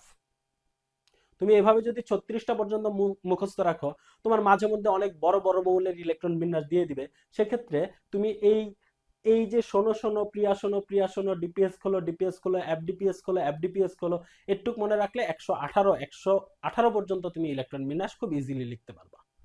খুব ইজিলি তুমি 118 পর্যন্ত ইলেকট্রন বিন্যাস করতে পারবা। এখন তোমার হচ্ছে এই যে মৌলগুলা আছে এখানে ইলেকট্রন বিন্যাস আমার দরকার কত পর্যন্ত? 36 পর্যন্ত। অ্যাটলিস্ট 36 পর্যন্ত মুখস্থ করো। তো ইলেকট্রন বিন্যাসে আমরা এখানে আহ্বায়ক নীতিটা দিয়ে দিছি। আহ্বায়ক নীতিটা কি? ওই আমরা আগে থেকেই পড়তেছিলাম। কি পড়তেছিলাম? পরমাণুতে ইলেকট্রন নিম্ন শক্তি স্তর থেকে উচ্চ শক্তি স্তরে গমন করে। আহ্বায়ক শব্দটা জার্মান শব্দের অর্থ কি? Build up. তো এখানে কি বলা আছে দেখো, পরমাণুতে ইলেকট্রন নিম্ন শক্তি স্তর থেকে উচ্চ শক্তি স্তরে গমন করে। একটু আগে দেখলাম যদি দুইটা অরবিটালে n এর মান কি হয়, সেম হয়, তাহলে n এর মান যেটা কম সেটাতে আগে প্রবেশ করবে, যেমন 2p আর 3s। তারপরে এখানে পটাশিয়ামের 19তম ইলেকট্রন 3d অরবিটালে না গিয়ে কেন 4s এ যায় সেটার ব্যাখ্যাটা দেয়া আছে, যেটা অলরেডি আমরা বললাম। তাহলে তোমার হচ্ছে এই যে ইলেকট্রন বিন্যাসটা আমরা খুব ইজিলি করতে পারবো ইনশাআল্লাহ। যেমন দেখো এখানে হাইড্রোজেন আছে, তো হাইড্রোজেনের পারমাণবিক সংখ্যা কত, 1, তার মানে ইলেকট্রন কয়টা আছে, একটা। তাহলে 1s2 বললেই তো দুইটা হয়ে যায়, তার মানে 1s অরবিটালে কয়টা ইলেকট্রন আছে, একটা। ঠিক এভাবে সোডিয়ামের কথা চিন্তা করো, সোডিয়ামের পারমাণবিক সংখ্যা কত, 11। তাহলে আমরা মুখস্থ যাবো কত পর্যন্ত, 10, 1s2 2s2 2p6, আর বাকি আছে কয়টা, একটা, 3s2 না বলে কত বলবো, 1। ঠিক এইভাবে তুমি হচ্ছে পটাশিয়ামে যাও, আমরা জানি যে 18 পর্যন্ত আমরা মুখস্থ বলে ফেলবো, 1s2 2s2 2p6 3s2 3p6, শেষ। আর একটা ইলেকট্রন আছে, কোথায় যাবে, 4s এ, 4s1 4s2 হইলে কি 20, ক্যালসিয়ামেরটা। এরপরে তোমার হচ্ছে স্ক্যান্ডিয়াম থেকে আমরা এই জিঙ্ক পর্যন্ত ইলেকট্রন বিন্যাস লিখলাম। এখন দেখো এইখানে তোমার হচ্ছে ক্রোমিয়ামের ইলেকট্রন বিন্যাসটা ভালো মতো দেখো। ক্রোমিয়ামের কত, 24, তাহলে 1s2 2s2 2p6 3s2 3p6 4s2 20 3d4। তাহলে এইখানে আমরা এই যে ডি অরবিটালটাকে আগে লিখে তারপরে 4s লিখছি, দেখো 3s 3p 3d তারপরে 4s লিখছি, এটা জাস্ট সাজানোর জন্য লেখা। এখানে তুমি 4sটা অর্থাৎ 3 নাম্বার কক্ষপথের যে তিনটা অরবিটাল পাশাপাশি লেখার জন্য আমরা এভাবে লিখছি, তারপরে 4s, কিন্তু ইলেকট্রন অবশ্যই 4s এ আগে যায়। এখন 4s2 আর 3d4 হওয়ার কথা, কিন্তু আমরা 4s1 আর 3d5 কেন লিখলাম, দেখো আমরা কি বলছি যে প্রত্যেকটা তোমার হচ্ছে কক্ষপথের উপকক্ষপথের মধ্যে আবার কি আছে, অরবিটাল আছে। তো তুমি যদি পিকে ভাঙো তাহলে কয়টা অরবিটাল পাও, তিনটা। কি কি, px py pz। ঠিক একইভাবে ডিকে ভাঙলে কয়টা পাও, dxy dyz dzx dx square minus y square আর dz স্কয়ার। এখন এই যে প্রত্যেকটা অরবিটালে কয়টা করে ইলেকট্রন থাকতে পারে, সর্বোচ্চ 2টা করে। ডি অরবিটালে তাহলে মোট কয়টা থাকতে পারে, 10টা। এখন প্রত্যেকটাতে যদি একটা একটা একটা একটা করে থাকে অথবা প্রত্যেকটাতে দুইটা দুইটা করে থাকে, তাহলে অরবিটালটা নিজেকে স্থিতিশীল মনে করে। তার মানে কি দাঁড়াইলো, ডি অরবিটালে 5টা অথবা 10টা ইলেকট্রন থাকলে ওই ডি অরবিটালটা অধিক পরিমাণে স্থিতিশীল হবে। এখন দেখো 4s কি, 4s হচ্ছে বাইরের অরবিটাল আর ডি কি, ভেতরের অরবিটাল। এখন তোমার হচ্ছে এই 4s এর দুইটা ইলেকট্রন আর ডিতে আছে কয়টা, 4টা। সেই জন্য ক্রোমিয়ামের বাইরের যে কক্ষপথ অর্থাৎ 4s, সেখান থেকে একটা ইলেকট্রন নিয়ে এসে 3d-তে 5 বানাইলো। কেন, কারণ ডি অরবিটাল পূর্ণ বা অর্ধপূর্ণ অবস্থায় অধিক স্থিতিশীল। একই কারণে কপারের এখানে 4s2 আর 3d9 হয়। করো তুমি নিজে, 1s2 2s2 2p6 3s2 3p6, 18টা, এর পারমাণবিক সংখ্যা হচ্ছে 29।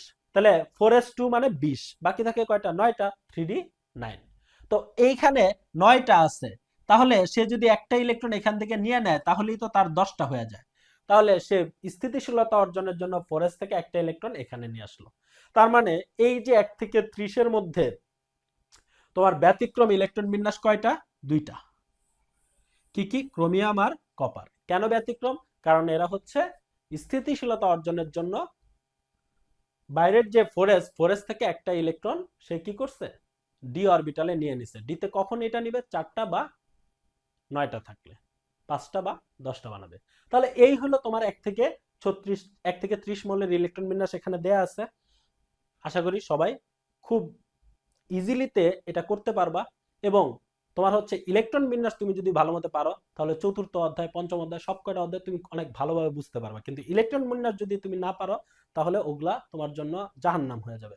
পদার্থের গঠন চ্যাপ্টারটিতে সবচেয়ে ইম্পর্টেন্ট একটা টপিক হলো আপেক্ষিক পারমাণবিক ভর।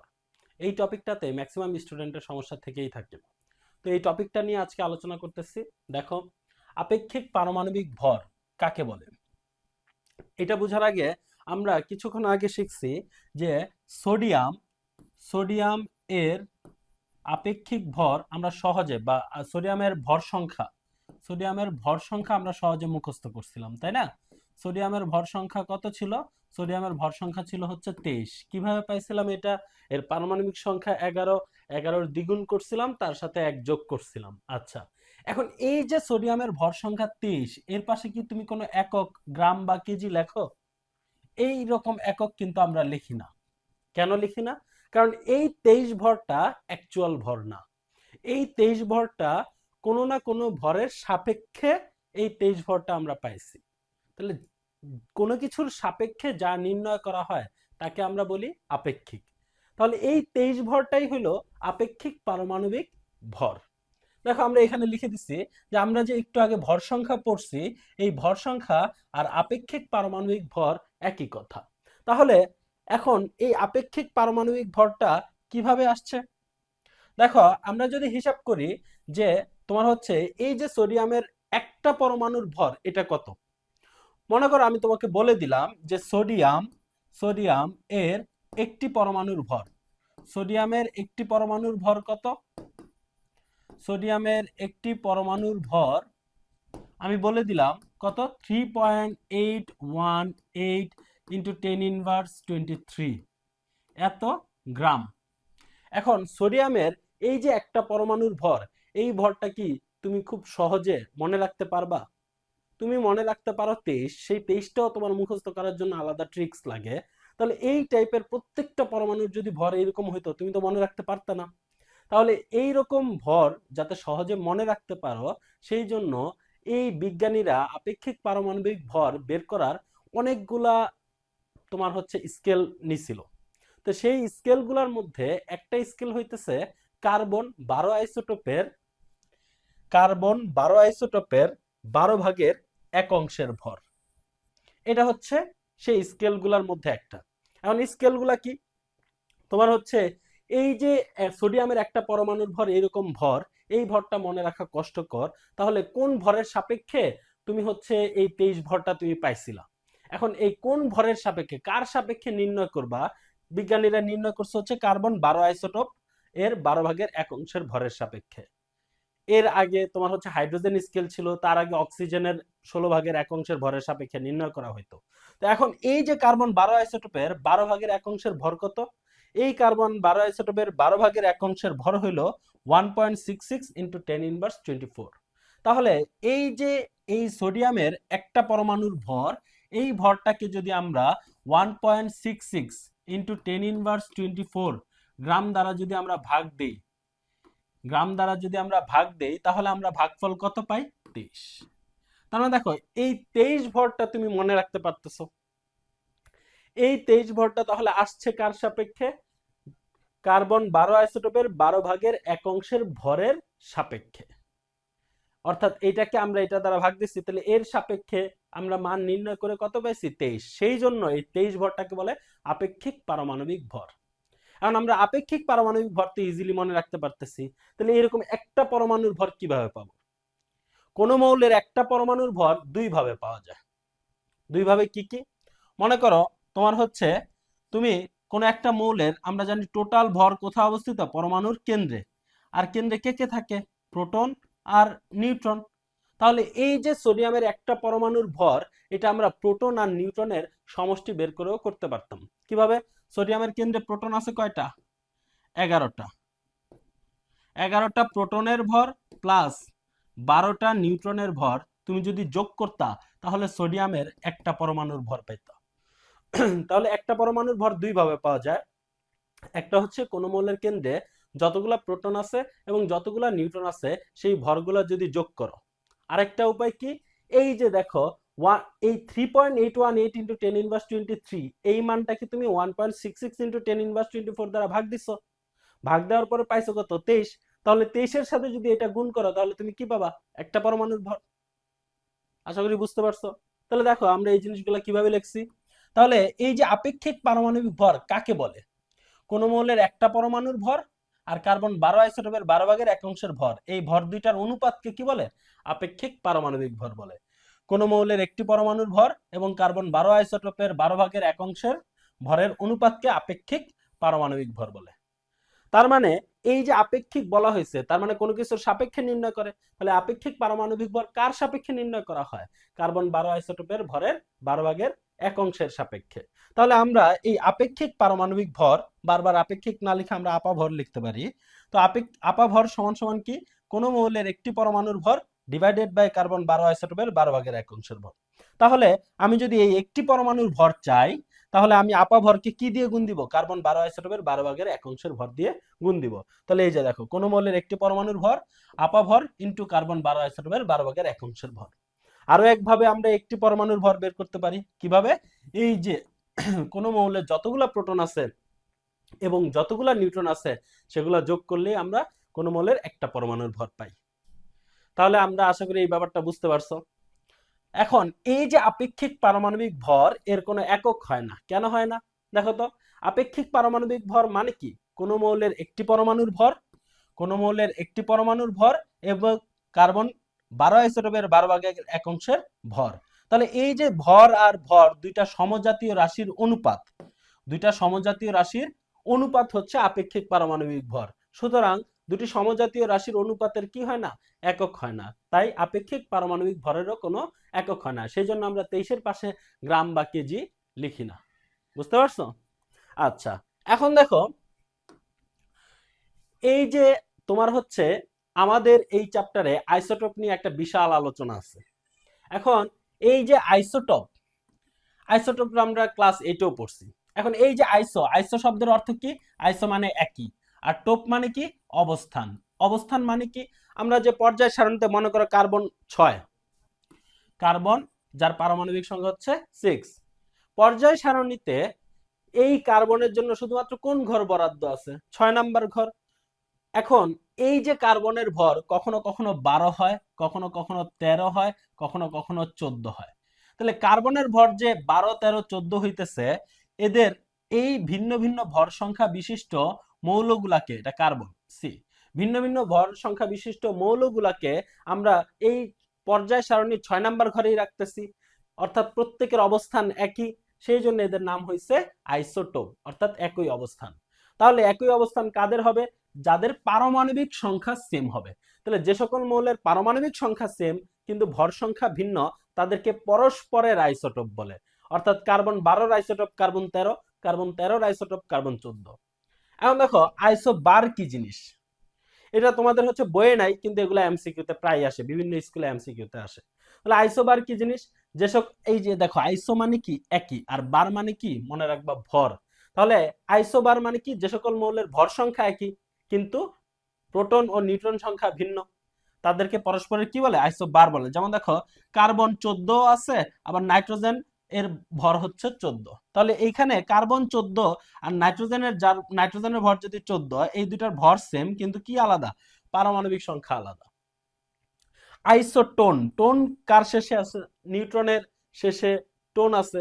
তাহলে তোমার হচ্ছে আইসোটোন এর সংজ্ঞাটা কি বলবা, যে সকল মৌলের নিউট্রন সংখ্যা একই, পারমাণবিক সংখ্যা ও ভর সংখ্যা ভিন্ন, তাদেরকে পরস্পরে আইসোটোন বলে। কিভাবে দেখো, কার্বন 14 আর হচ্ছে অক্সিজেন 16, এই দুইটা পরস্পরে আইসোটোন। কিভাবে এই দুইটা পরস্পরে আইসোটোন হলো, নিউট্রন সংখ্যা বের করো।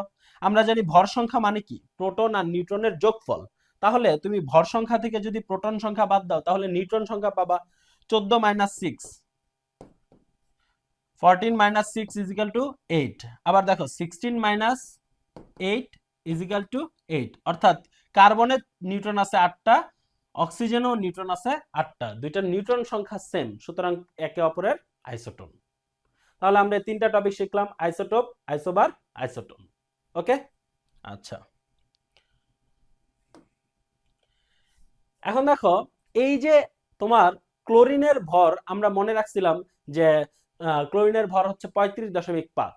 কেন এটার ভর 35.5 হইল, দেখো প্রকৃতিতে ক্লোরিনের দুইটা আইসোটোপ আছে, একটা হচ্ছে ক্লোরিন 35 আর একটা হচ্ছে ক্লোরিন 37। এই যে ক্লোরিন 35 এটা প্রকৃতিতে আছে 75%, আর ক্লোরিন 37 এটা প্রকৃতিতে আছে 25%।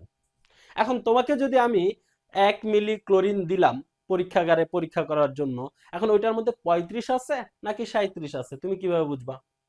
সেই জন্য বিজ্ঞানীরা কি করছে, এই যে 35 আর 37 দুইটা ক্লোরিনের ভর, এই ভর দুইটার গড় বের করছে। এখন এই যে 35, 37 এই ভরগুলা কি ভর, আপেক্ষিক পারমাণবিক ভর, এই দুইটার গড় বের করছে, তার মানে গড় আপেক্ষিক পারমাণবিক ভর বের করছে। কিভাবে? দেখো, যার যার ভরকে তার তার পার্সেন্টেজ দিয়ে গুণ করব। তাহলে 35কে গুণ করব 75 দিয়ে, 37কে গুণ করব 25 দিয়ে। তাহলে গড় আপেক্ষিক পারমাণবিক ভর সমান সমান কি? 35 ইন্টু 75 যোগ 37 ইন্টু 25 ডিভাইডেড বাই 100, কত আসে? 35.5 আসে। ঠিক একইভাবে তোমাকে যদি এই গড় ভরটা দিয়ে দেয়, তাহলে পার্সেন্টেজটা বের করতে বলতে পারে অঙ্কে। এখান থেকে এই দুইটা টাইপের অঙ্কই হয়।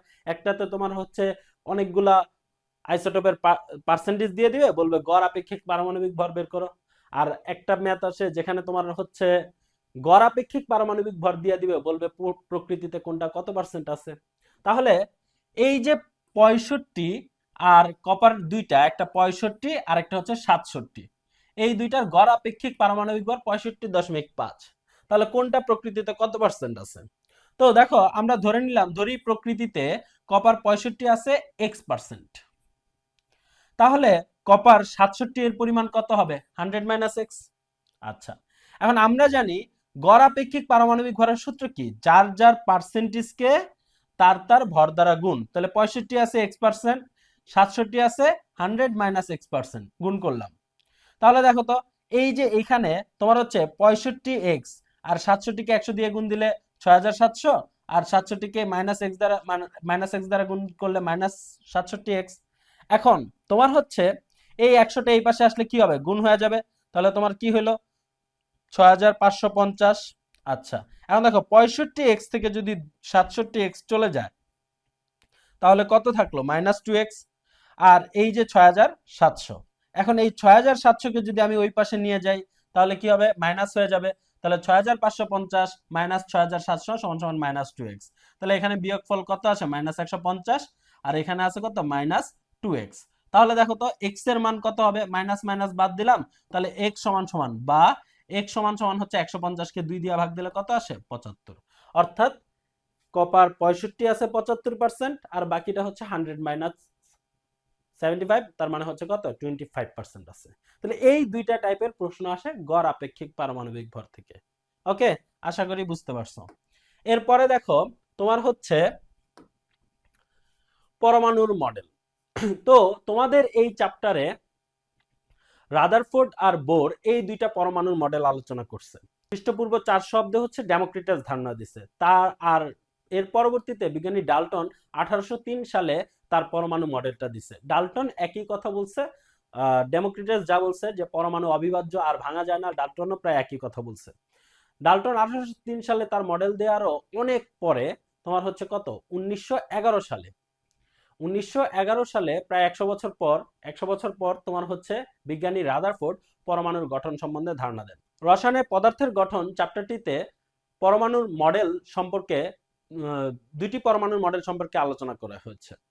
একটি হচ্ছে রাদারফোর্ড পরমাণু মডেল, আর একটি হচ্ছে বোর পরমাণু মডেল। এখন পরমাণুর মডেলটি কি? দেখো, পরমাণুর গঠন সম্পর্কিত মতবাদকে পরমাণুর মডেল বলে। বিভিন্ন সময় বিভিন্ন বিজ্ঞানী পরমাণুর মডেল সম্বন্ধে ধারণা দিচ্ছে।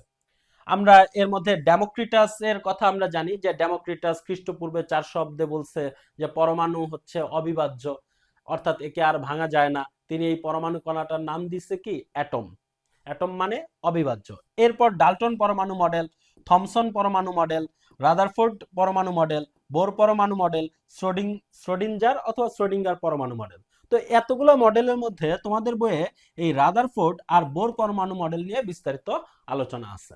আজকে আমরা এই দুইটা পরমাণুর মডেল বিস্তারিত পড়ব।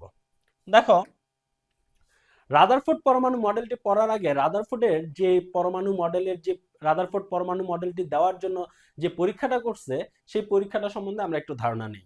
রাদারফোর্ড পরমাণু মডেলের প্রদান করার জন্য সে যে পরীক্ষাটা করছে, সেই পরীক্ষাটা আলফা কণা বিচ্ছুরণ পরীক্ষা নামে পরিচিত।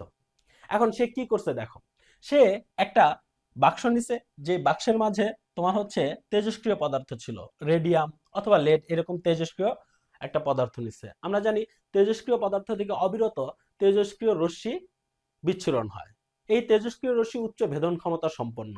তো রাদারফোর্ড যে তোমার হচ্ছে তেজস্ক্রিয় পদার্থ নিছে, সেই তেজস্ক্রিয় থেকে আলফা রশ্মি নির্গত হয়। আর আলফা রশ্মি জিনিসটা কি? আমরা হিলিয়াম চিনি সবাই। হিলিয়াম পরমাণুর কেন্দ্রে দুইটা প্রোটন আছে এবং দুইটা নিউট্রন আছে এবং এর কক্ষপথে দুইটা ইলেকট্রন আছে। যদি এই দুইটা ইলেকট্রন দান করা হয় তাহলে হিলিয়াম এর কেন্দ্রে কি থাকবে? জাস্ট দুইটা প্রোটন আর দুইটা নিউট্রন, অর্থাৎ হিলিয়াম 2+, এর মানে হচ্ছে হিলিয়াম নিউক্লিয়াস। এই হিলিয়াম নিউক্লিয়াসকেই আলফা রশ্মি বলা হয়। এখন আলফা রশ্মিটা কি তাহলে? Helium nucleus. এই যে তেজস্ক্রিয় মৌলগুলোর মধ্যে থেকে আলফা রশ্মি, বিটা রশ্মি, গামা রশ্মি, বিভিন্ন ধরনের তেজস্ক্রিয় রশ্মি নির্গত হয়। তো রাদারফোর্ড যে মডেলটা, যে পরমাণুটা নিচ্ছে তেজস্ক্রিয় মৌল, সেটা থেকে আলফা রশ্মি নির্গত হয়। এখন এই আলফা রশ্মি নির্গত হয়ে সে একটা স্বর্ণের পাত নিছে। এই স্বর্ণের পাতটা তোমার হচ্ছে ভেদ করতে পারে কি না সেটা সে দেখার চেষ্টা করছে এবং এই যে স্বর্ণের পাতের যে পরমাণুগুলো আছে, এই পরমাণুগুলোর মধ্যে তোমার হচ্ছে সেই পরমাণুর গঠন জানার জন্য সেই পরীক্ষাটা করছে। তো সে ধারণা করছে যে এই যে স্বর্ণের পাতটা, এই স্বর্ণের পাতটা যদি ভেদ করে চলে যায় তাহলে সেই রশ্মিগুলা সে কিভাবে শনাক্ত করবে। সেই জন্য সে এই স্বর্ণের পাতের চারপাশে জিঙ্ক সালফাইডের একটা সাদা পর্দা নিছে। এখন এই জিঙ্ক সালফাইডের সাদা পর্দা নিছে কেন? কারণ যদি আলোকরশ্মি ভেদ করে এই জিঙ্ক সালফাইডের সাদা পর্দায় পড়ে তাহলে এই জিঙ্ক সালফাইডের সাদা পর্দা প্রতিপ্রভা সৃষ্টি করবে। এখন প্রতিপ্রভা জিনিসটা কি? অর্থাৎ আলোকরশ্মি বিচ্ছুরণ করা বন্ধ করে দিলে যেই যেই জায়গায় রশ্মিগুলা পড়বে সেই যেই জায়গা জ্বলজ্বল করতে থাকবে। এখন দেখো তোমার হচ্ছে এই যে আলোকরশ্মিগুলা তোমার হচ্ছে সোজা পথে যাওয়ার জন্য সে মাঝখানে একটা শীট নিচে ছিদ্রযুক্ত, এই শীট দিয়ে সোজা আলোকরশ্মিগুলা এসে কোথায় পড়বে? এই স্বর্ণের পাতের মধ্যে পড়বে। এখন সে পরবর্তীতে দেখছে যে এই যে স্বর্ণের পাত ভেদ করে এর ম্যাক্সিমাম জায়গায় তোমার হচ্ছে স্পটগুলা পড়ছে, অর্থাৎ এই জায়গা থেকে আলো জ্বলজ্বল করতেছিল, তার মানে ম্যাক্সিমাম তোমার হচ্ছে ভেদ করতে পারছে। এখন সে এই যে এইখানে তো হাজার হাজার লক্ষ লক্ষ পরমাণু আছে, এখন এই এতগুলো পরমাণুর মাঝে সে কিছু কিছু জায়গায় দেখছে যে স্পট পড়ে নাই। এখন স্পট পড়ে নাই এর মানে কি? সেখানে আলোক রশ্মিটা যায় নাই, এই আলফা কণাটা যেতে পারে নাই। এখন সে চিন্তা করলো আলফা কণার প্রকৃতিটা কি? ধনাত্মক। যেহেতু আলফা কণা যেতে পারে নাই তার মানে পরমাণুর মধ্যে ধনাত্মক কিছু একটা আছে।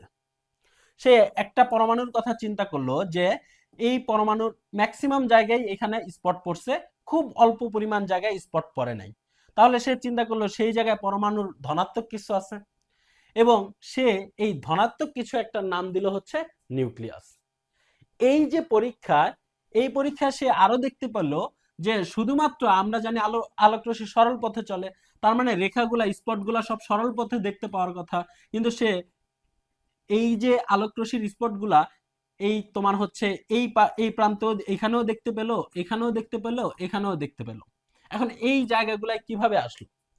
সে তখন চিন্তা করলো যে পরমাণুর কেন্দ্রে ধনাত্মক যে কিছু একটা আছে সেইখান থেকে আলোক রশ্মিগুলো এইভাবে বিকর্ষিত হয়ে আলোর পথ বেঁকে গেছে এবং 20,000টা রশ্মির মাঝে একটা রশ্মি পুরোপুরি বিপরীত দিকে ফিরে আসছে।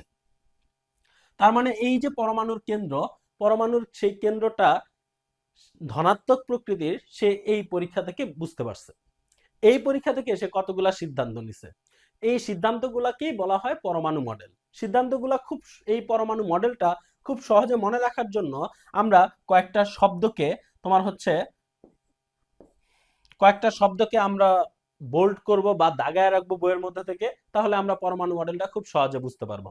তোমাদের বইয়ে পরমাণু মডেলের প্রথম যে লাইনটা আছে সেটা হচ্ছে এই লাইনটা, অর্থাৎ পরমাণুর কেন্দ্র ধনাত্মক আধানযুক্ত, এর নাম দেন কি?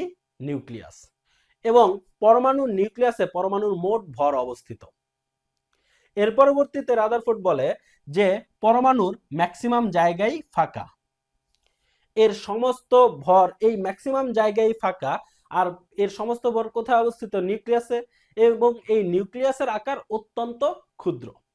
এরপরে তিনি বলেন যে এই যে পরমাণুতে পরমাণুর মোট আধান শূন্য। কেন? কারণ পরমাণুর কেন্দ্র ধনাত্মক আধানযুক্ত এবং এর চারপাশে তোমার কি আছে? ঋণাত্মক আধানযুক্ত কণা আছে। সে এটা চিন্তা করে। কেন চিন্তা করে? কারণ নর্মালি পরমাণু হচ্ছে আধান নিরপেক্ষ, কেন্দ্র যেহেতু প্লাস আছে তার মানে অবশ্যই সেখানে মাইনাস থাকতে হবে। তখন সে বলে যে পরমাণুর কেন্দ্র ধনাত্মক আধানযুক্ত এবং এই ধনাত্মক আধানে যতগুলো আধান আছে ধনাত্মক আধান ঠিক সমপরিমাণ ঋণাত্মক আধান এর চারপাশে আছে। ফলে পরমাণুর মোট আধান শূন্য। এবং এই যে আধানগুলা কিভাবে ঘুরতেছে সেটা বলার জন্য সে বলে যে তোমার হচ্ছে গ্রহগুলাকে কেন্দ্র করে, সূর্যকে কেন্দ্র করে গ্রহগুলা যেভাবে ঘুরতেছে ঠিক একইভাবে ইলেকট্রনগুলা বা ঋণাত্মক আধানগুলা ধনাত্মক আধান অর্থাৎ নিউক্লিয়াসকে কেন্দ্র করে ঘুরতেছে। এবং এই যে ইলেকট্রনগুলা ঘুরতেছে, এই ইলেকট্রনের মধ্যে দুইটা বল কাজ করে। একটা হচ্ছে ইলেকট্রন মাইনাস আর কেন্দ্র প্লাস। প্লাস আর মাইনাসের মাঝে যে আকর্ষণ বল, সেই আকর্ষণ বলটা হচ্ছে কেন্দ্রমুখী। ইলেকট্রন তোমার হচ্ছে প্লাস, নিউক্লিয়াস হচ্ছে প্লাস, এবং কক্ষপথে যে ইলেকট্রন ঘুরতেছে ইলেকট্রনটা হচ্ছে মাইনাস। এই মাইনাস আর প্লাসের মাঝে যে বলটা সেটা হচ্ছে আকর্ষণ বল, এই বলটাকে বলছে কেন্দ্রমুখী। এবং তোমার হচ্ছে এই যে ইলেকট্রন কক্ষপথে ঘুরতেছে, এই আবর্তনের ফলে, ঘূর্ণনের ফলে তার মধ্যে যে বলটা সৃষ্টি হয় আরেকটা বল, সেটা হচ্ছে কেন্দ্র বিমুখী বল। কেন্দ্রমুখী বল আর কেন্দ্র বিমুখী বল পরস্পর সমান। তাহলে এই যে চারটা শব্দ আছে, এই চারটা শব্দ বা শর্টকাটে আমরা যদি এই চারটা শব্দ মনে রাখতে পারি, তাহলে আমরা পুরো মডেলটা খুব ইজিলি মনে রাখতে পারবো। এরপরে আসি হচ্ছে এই যে রাদারফোর্ড মডেল এর ত্রুটি। রাদারফোর্ড মডেলের ত্রুটিও খুব সহজে মনে রাখার জন্য আমরা চারটা শব্দকে চিহ্নিত করি। তো প্রথম যে ত্রুটিটা তুমি বলবা যে রাদারফোর্ড মডেলে নির্দিষ্ট কোনো কক্ষপথের আকার আকৃতি সম্বন্ধে ধারণা দেওয়া হয় নাই। একাধিক ইলেকট্রন কক্ষপথে কিভাবে ঘুরবে সে সম্বন্ধেও কোনো ধারণা দেওয়া হয় নাই। এবং রাদারফোর্ড মডেলে ইলেকট্রনকে চার্জযুক্ত ঋণাত্মক চার্জযুক্ত ইলেকট্রনকে চার্জ নিরপেক্ষ গ্রহের সাথে তুলনা করা হয়েছে। এই তুলনা করাটা ঠিক হয়নি। এবং সর্বশেষ যে ম্যাক্সওয়েলের তত্ত্ব, এই ম্যাক্সওয়েলের তত্ত্বটা অনেকে বুঝো না।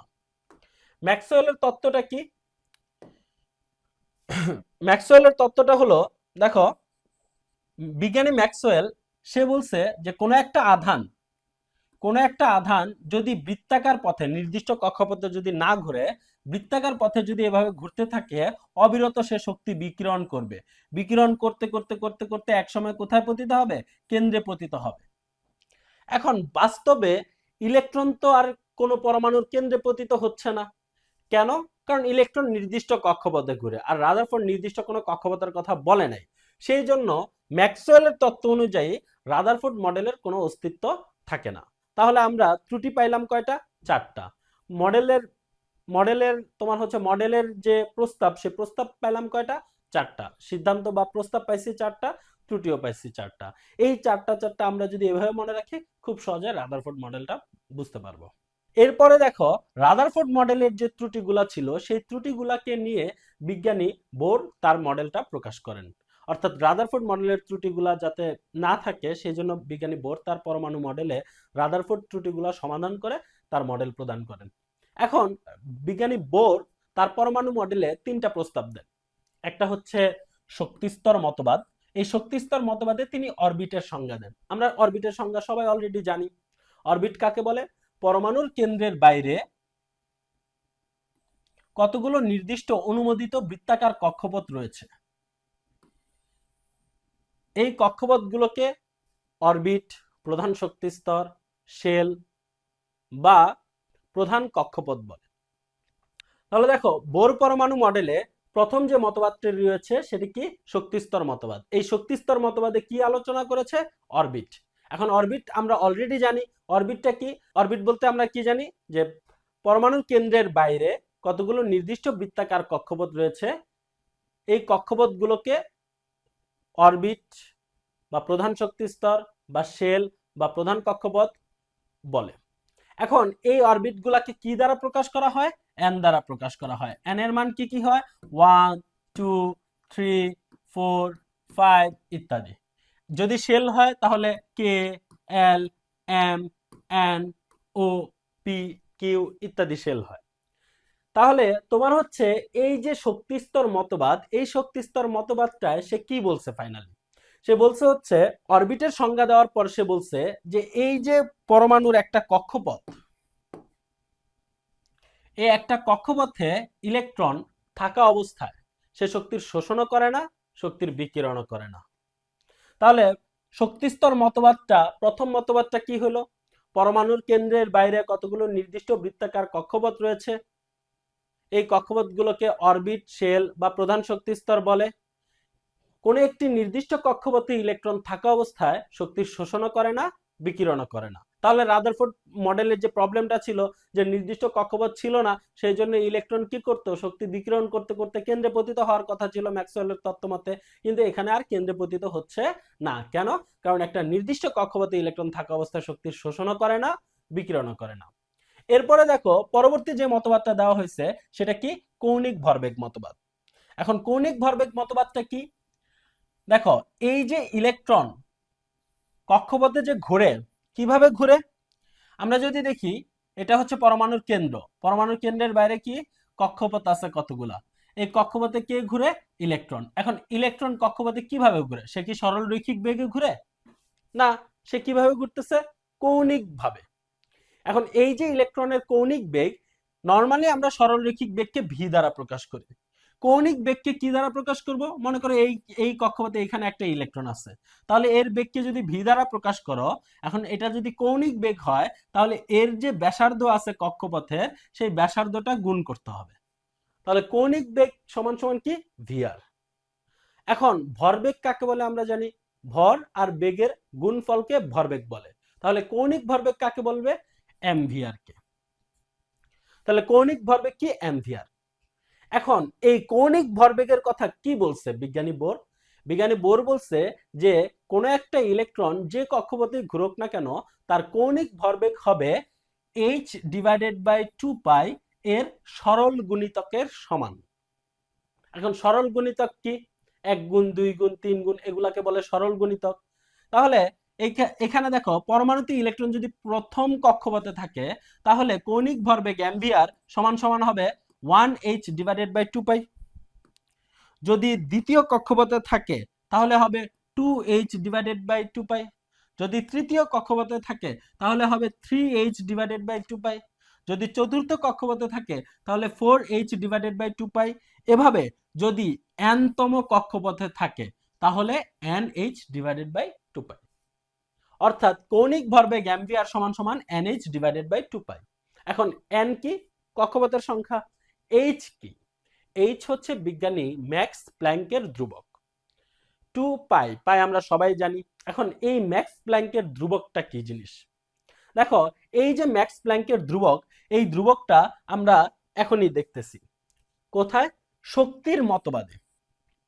এখন শক্তির মতবাদটা কি জিনিস, দেখো বোর বলছে যে একটা নির্দিষ্ট কক্ষপথে যখন ইলেকট্রন থাকে তখন সে শক্তির শোষণও করে না, বিকিরণও করে না, কিন্তু যখন একটা পরমাণু শক্তির শোষণ করে তখন ইলেকট্রন এই যে নিম্ন শক্তি স্তর থেকে সে তরঙ্গ আকারে কোথায় চলে যায়, উচ্চ শক্তি স্তরে, এবং যখন শক্তির বিকিরণ করে তখন উচ্চ শক্তি স্তর থেকে তরঙ্গ আকারে নিম্ন শক্তি স্তরে চলে আসে।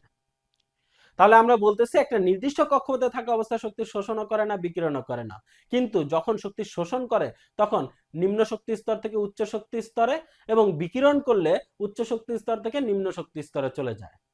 এই যে শোষিত বা বিকিরিত শক্তির পরিমাণ সেটা বিজ্ঞানী ম্যাক্স প্ল্যাঙ্ক নির্ণয় করছে। সে বলছে এই শোষিত বা বিকিরিত শক্তির পরিমাণ ইলেকট্রন যে তরঙ্গ আকারে যাচ্ছে সেই তরঙ্গের কম্পাঙ্কের সমানুপাতিক। তোমরা যারা 9-এ আছো তোমরা এখনো কম্পাঙ্ক পড়ো নাই, তরঙ্গ পড়ো নাই, তো আমি হালকা পাতলা তোমাদের আলোচনা করতেছি তোমাদের জন্য। তাহলে এখন এই যে তোমার হচ্ছে ম্যাক্স প্ল্যাঙ্ক কি বলছে, ম্যাক্স প্ল্যাঙ্ক বলছে যে ম্যাক্স প্ল্যাঙ্কের যে তত্ত্বটা সেই তত্ত্বের সাহায্য নিয়ে রাদারফোর্ড তার মডেলটা দিছে। সে কি বলছে, একটা নির্দিষ্ট শক্তি স্তরে থাকা অবস্থায়, একটা নির্দিষ্ট শক্তি স্তরে ইলেকট্রন থাকা অবস্থায় শক্তি শোষণ বা বিকিরণ করে না, কিন্তু ইলেকট্রন যখন নিম্ন শক্তি স্তর থেকে উচ্চ শক্তি স্তরে গমন করে তখন শক্তির শোষণ ঘটে, এবং উচ্চ শক্তি স্তর থেকে যখন নিম্ন শক্তি স্তরে চলে যায় তখন শক্তির বিকিরণ ঘটে। এই শোষিত ও বিকিরিত শক্তির পরিমাণ তো ইলেকট্রনের যে কম্পাঙ্ক আছে সেই কম্পাঙ্কের সমানুপাতিক, অর্থাৎ ই সমানুপাতিক নিউ। এখন নিউ মানে কি, কম্পাঙ্ক। কম্পাঙ্ক জিনিসটা কি, কোন কম্পনশীল বস্তু এক সেকেন্ডে যে কয়টা পূর্ণ কম্পন দেয় তাকে বলে কম্পাঙ্ক। কোনো কম্পনশীল বস্তু 1 সেকেন্ডে যতগুলো পূর্ণ কম্পন দেয় তাকে কম্পাঙ্ক বলে। কম্পাঙ্ককে এফ দ্বারাও প্রকাশ করা হয়, আবার নিউ দ্বারাও প্রকাশ করা হয়। তাহলে ই সমানুপাতিক নিউ, আমরা জানি সমানুপাতিক চিহ্ন উঠাতে গেলে কি লাগে, একটা ধ্রুবক লাগে। তাহলে আমরা এটার বদলে আমরা কি লিখতে পারি, ই সমান সমান এই যে ধ্রুবকটা সেটা বিজ্ঞানী ম্যাক্স প্ল্যাঙ্ক ইউজ করছে, সে এইচ নিউ। তাহলে ই সমান সমান এইচ নিউ, এইচটা হচ্ছে প্ল্যাঙ্কের ধ্রুবক। এখন এই এইচ এর মান কত, 6.626 ইন্টু 10^34। এখন এর একক কি হবে, এখানে দেখো n(h) divided by 2 pi, h এর কোনো এখানে পায়ের কোনো কি একক আছে, নাই। তার মানে অ্যাম্পিয়ার এর একক যা আসবে h এর একক কি তাই আসবে, কারণ n এরও কোনো একক নাই।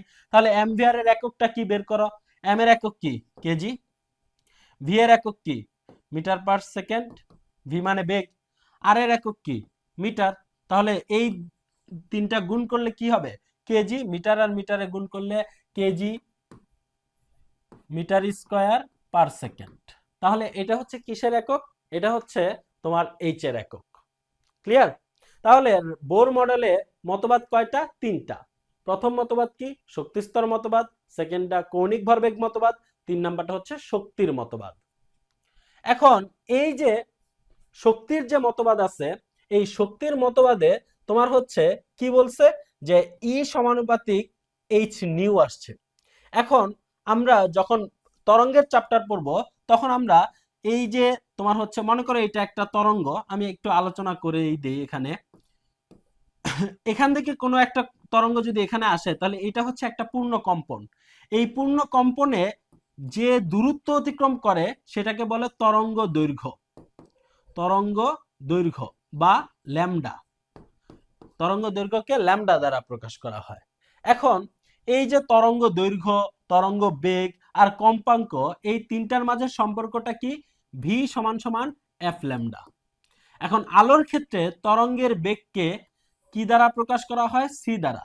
তাহলে সি ইজ ইকুয়াল টু, আর কম্পাঙ্ককে নিউ দ্বারা প্রকাশ করা হয় আলো রিলেটেড এই এই টাইপের ক্ষেত্রে। বা তোমার হচ্ছে যখন আমরা ইলেকট্রনের বেগ, কম্পাঙ্ক এগুলো বের করব তখন হচ্ছে কম্পাঙ্ককে নিউ দ্বারা প্রকাশ করে, আর ল্যামডা একই থাকে। তাহলে C is equal to nu lambda. এখন এই যে C is equal to nu lambda আসলো, তাহলে এখান থেকে আমরা কি পাই, তোমার হচ্ছে নিউ সমান সমান কি, নিউ সমান সমান হচ্ছে সি বাই ল্যামডা, নিউ সমান সমান সি বাই ল্যামডা। এখন দেখো তো ই সমান সমান এইচ নিউ, তাহলে এই যে নিউ এর জায়গায় আমরা কি বসাইতে পারি, সি বাই ল্যামডা। তাহলে এইচ নিউ সমান সমান কি হবে, এইচ সি বাই ল্যামডা। তোমাদের বইয়ে ডাইরেক্ট লিখছে যে শোষিত বা বিকিরিত শক্তির পরিমাণ এইচ নিউ সমান এইচ সি বাই ল্যামডা। তোমাদের অনেকের মনে প্রশ্ন হয়, স্যার দুই পাশে তো উপরে এইচ এইচ আছে, তাহলে এটা কোত্থেকে আসলো, এটা আসছে হচ্ছে এভাবে। ওকে, এখন এখানে সি কি আলোর বেগ, এইচ কি প্ল্যাঙ্কের ধ্রুবক, ল্যামডা মানে হচ্ছে তরঙ্গ দৈর্ঘ্য। ক্লিয়ার? আচ্ছা, এখন এই যে বোর পরমাণু মডেলের যে ত্রুটি, সেই ত্রুটিটা কি, দেখো বোর পরমাণু মডেলও তোমার হচ্ছে কতগুলা সীমাবদ্ধতা আছে। সীমাবদ্ধতাগুলা কি জিনিস, প্রথম যে সীমাবদ্ধতা সেটা হলো তোমার বর্ণালী নিয়ে। এখন বর্ণালী কি জিনিস, দেখো পরমাণুতে ইলেকট্রন যখন এক শক্তি স্তর থেকে আরেক শক্তি স্তরে যায়, বা তোমার হচ্ছে তখন শক্তির কি ঘটে, এক শক্তি স্তর থেকে অন্য শক্তি স্তরে গেলে শক্তির শোষণ ঘটে। কিন্তু যখন তোমার হচ্ছে পরমাণু উচ্চ শক্তি স্তর থেকে নিম্ন শক্তি স্তরে আসে তখন শক্তির কি ঘটে, তখন শক্তির হচ্ছে বিকিরণ ঘটে। এখন এই যে পরমাণুতে শক্তির বিকিরণ ঘটে, ইলেকট্রন এক শক্তি স্তর থেকে আরেক শক্তি স্তরে আসার সময় ভিন্ন ভিন্ন বর্ণের সৃষ্টি হয়। এখন এই যে ভিন্ন ভিন্ন বর্ণের সৃষ্টি হয়, এই বর্ণগুলাকে কি বলে, বর্ণের সমষ্টিকে কি বলে, বর্ণালী। তাহলে বর্ণালী কখন সৃষ্টি হয় পরমাণুতে, পরমাণুতে ইলেকট্রন নিম্ন শক্তি স্তর থেকে উচ্চ শক্তি স্তর কিংবা উচ্চ শক্তি স্তর থেকে নিম্ন শক্তি স্তরে গমনের সময় পরমাণুতে বর্ণালীর সৃষ্টি হয়। বোর পরমাণু মডেল অনুসারে এই শক্তি শোষণ করে নিম্ন শক্তি স্তর থেকে উচ্চ শক্তি স্তরে গমন করে এবং শক্তি বিকিরণ করে পুনরায় উচ্চ শক্তি স্তর থেকে কোথায় চলে আসে, নিম্ন শক্তি স্তরে। এই প্রক্রিয়ায় ইলেকট্রন শোষিত বা বিকিরিত শক্তি নির্দিষ্ট তরঙ্গ দৈর্ঘ্যের আলো বা বিকিরণের আকারে প্রকাশ পায়, যাকে আমরা কি বলতেছি, পারমাণবিক বর্ণালী বা অ্যাটমিক স্পেকট্রাম। এখন বোর পরমাণু মতবাদ অনুসারে কেবল ইলেকট্রন বিশিষ্ট মৌল। এক ইলেকট্রন বিশিষ্ট মৌল কে? হাইড্রোজেন। আবার এক ইলেকট্রন বিশিষ্ট আরেকটা মৌল কে আছে? হিলিয়াম। হিলিয়ামের ইলেকট্রন তো দুইটা, কিন্তু হিলিয়াম যদি প্লাস হয় তাহলে একটা ইলেকট্রন থাকবে। আরেকটা মৌল কে থাকতে পারে এক ইলেকট্রন বিশিষ্ট? লিথিয়াম 2+। তো এগুলা সবগুলার ইলেকট্রন কয়টা? একটা করে। এখন এক ইলেকট্রন বিশিষ্ট মৌল সমূহের পারমাণবিক বর্ণালী ব্যাখ্যা করা যায়, এবং ইলেকট্রন এক শক্তি স্তর থেকে অন্য শক্তি স্তরে গমন করলে কেবল একটি মাত্র রেখা পারমাণবিক বর্ণালীতে দেখা যাবে। অর্থাৎ এক শক্তি স্তর থেকে আরেক শক্তি স্তরে, এক শক্তি স্তর থেকে আরেক শক্তি স্তরে ইলেকট্রন গেলে সে বলছে একটা মাত্র বর্ণালী, একটা মাত্র পারমাণবিক যে বর্ণালীর রেখা সেটা দেখতে পাওয়া যাবে। তবে পরবর্তীতে আধুনিক যন্ত্রের সাহায্যে আবিষ্কৃত হয় যে তোমার হচ্ছে এখানে একটা রেখা নাই। একটা রেখাকে তুমি যদি জুম করে ভাঙো, একটা রেখাকে যদি তুমি এভাবে ভাঙলে তুমি অনেকগুলা রেখা দেখতে পাবা। মনে করো একটা রেখা আছে, এই রেখাটাকে যদি বিশ্লেষণ করা যায় তাহলে আরো অনেকগুলা ছোট ছোট রেখা দেখতে পাবা। এই রেখাটাকে বিশ্লেষণ করে আরো অনেকগুলা ছোট ছোট সূক্ষ্ম সূক্ষ্ম ভাগ দেখতে পাবা। তাহলে তোমার হচ্ছে এই একটা রেখাকে ভাগ দিয়ে তুমি দুইটা, কখনো তিনটা, কখনো পাঁচটা এরকম রেখা দেখতে পাবা। এখন এই ভাগগুলা কেন আসে সেটা বিজ্ঞানী বোর বলে নাই। তাহলে ভাগগুলা কেন আসে সেটা কি বিজ্ঞানী বোর বলে নাই। তখন আলোর তরঙ্গ দৈর্ঘ্য আলাদা হয়ে যায় এবং ভিন্ন ভিন্ন সেই রং আকারে দেখা যায়, কিংবা নানা রঙের সমারোহ দেখা যায়, যেটাকে আমরা পারমাণবিক বর্ণালী বলতেছি। এখন দেখো তোমার হচ্ছে আমরা জানি এই যে অনেকগুলো ছোট, বিজ্ঞানী বোর বলছে কি যে পরমাণুতে একটা মাত্র রেখা বর্ণালীতে দেখা যাবে, কিন্তু আমরা তবে পরবর্তীতে আধুনিক যন্ত্রের সাহায্যে আবিষ্কৃত হয় যে পরমাণুতে প্রধান শক্তি স্তরের পাশাপাশি অনেকগুলো ছোট ছোট উপকক্ষপথ থাকায় এই একটি রেখাও আবার অনেকগুলো ছোট ছোট রেখার সমন্বয়ে গঠিত। পারমাণবিক বর্ণালীকে স্পেকট্রোমিটারের মাধ্যমে বিশ্লেষণ করা হয়, তখন আলোর তরঙ্গ দৈর্ঘ্যগুলো আলাদা হয়ে যায় এবং ভিন্ন ভিন্ন সেই রং আকারে দেখা যায়, কিংবা নানান রঙের সমারোহ দেখা যায় পারমাণবিক বর্ণালীতে। তার মানে হচ্ছে কি, তোমার বিজ্ঞানী বোরের যে মডেলটা আছে সেই মডেলের ত্রুটি যদি আমরা ব্যাখ্যা করি, প্রথম ত্রুটি যেটা আমরা পাই সেটা হচ্ছে রাদারফোর্ড মডেল, বোর মডেল অনুযায়ী, বোর পরমাণু মডেল অনুযায়ী শুধুমাত্র এক ইলেকট্রন বিশিষ্ট মৌলের বর্ণালী ব্যাখ্যা করা যায়, এবং বোর মডেল অনুযায়ী বর্ণালীতে একক রেখা দেখতে পাওয়ার কথা, এভাবে একক রেখা দেখতে পাওয়ার কথা। কিন্তু এই একক রেখাকে বিশ্লেষণ করলে আরো অনেকগুলো ক্ষুদ্র ক্ষুদ্র ভাগ দেখতে পাওয়া যায়। সেই ভাগগুলো কোত্থেকে আসছে সেটা বোর বলে নাই। আরেকটা যে ত্রুটি বোর মডেলের, সেটা হলো বোর মডেলে উপকক্ষপথ সম্বন্ধে কোনো ধারণা দেওয়া হয় নাই। বোর মডেলে কি বলছে, পরমাণু কেন্দ্রের বাইরে কতগুলো নির্দিষ্ট বৃত্তাকার কক্ষপথ রয়েছে, কিন্তু এর মাঝে যে অনেকগুলো উপকক্ষপথ আছে এই উপকক্ষপথ সম্বন্ধে কোনো ধারণা দেয় নাই। তাহলে বোর মডেলে আমরা ত্রুটি পাই তিনটা ত্রুটি কি কি? প্রথমটা হচ্ছে কি, তাহলে বোর মডেলে আমরা যে ত্রুটিগুলা পাই সেই ত্রুটিগুলা তিনটা কি কি? প্রথম যে ত্রুটি পাই সেটা হচ্ছে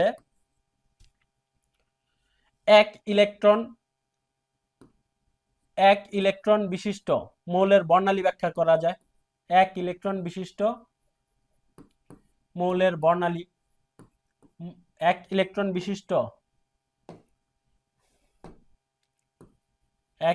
বিশিষ্ট মৌলের বর্ণালী ব্যাখ্যা করা যায়, বর্ণালী ব্যাখ্যা করা যায়। এটা হচ্ছে প্রথম। সেকেন্ড যে আমরা ত্রুটি পাইলাম সেটা কি? সেটা হচ্ছে তোমার বর্ণালীতে একক রেখা দেখতে পাওয়ার কথা, কিন্তু এগুলোতে আমরা আরো সূক্ষ্ম সূক্ষ্ম ভাগ দেখতে পাই। 3 নাম্বার যে ত্রুটি আমরা পাইলাম সেটা হচ্ছে উপকক্ষপথ সম্বন্ধে কোনো ধারণা দেওয়া হয়নি। তাহলে এই হলো তোমার বোর মডেলের ত্রুটি।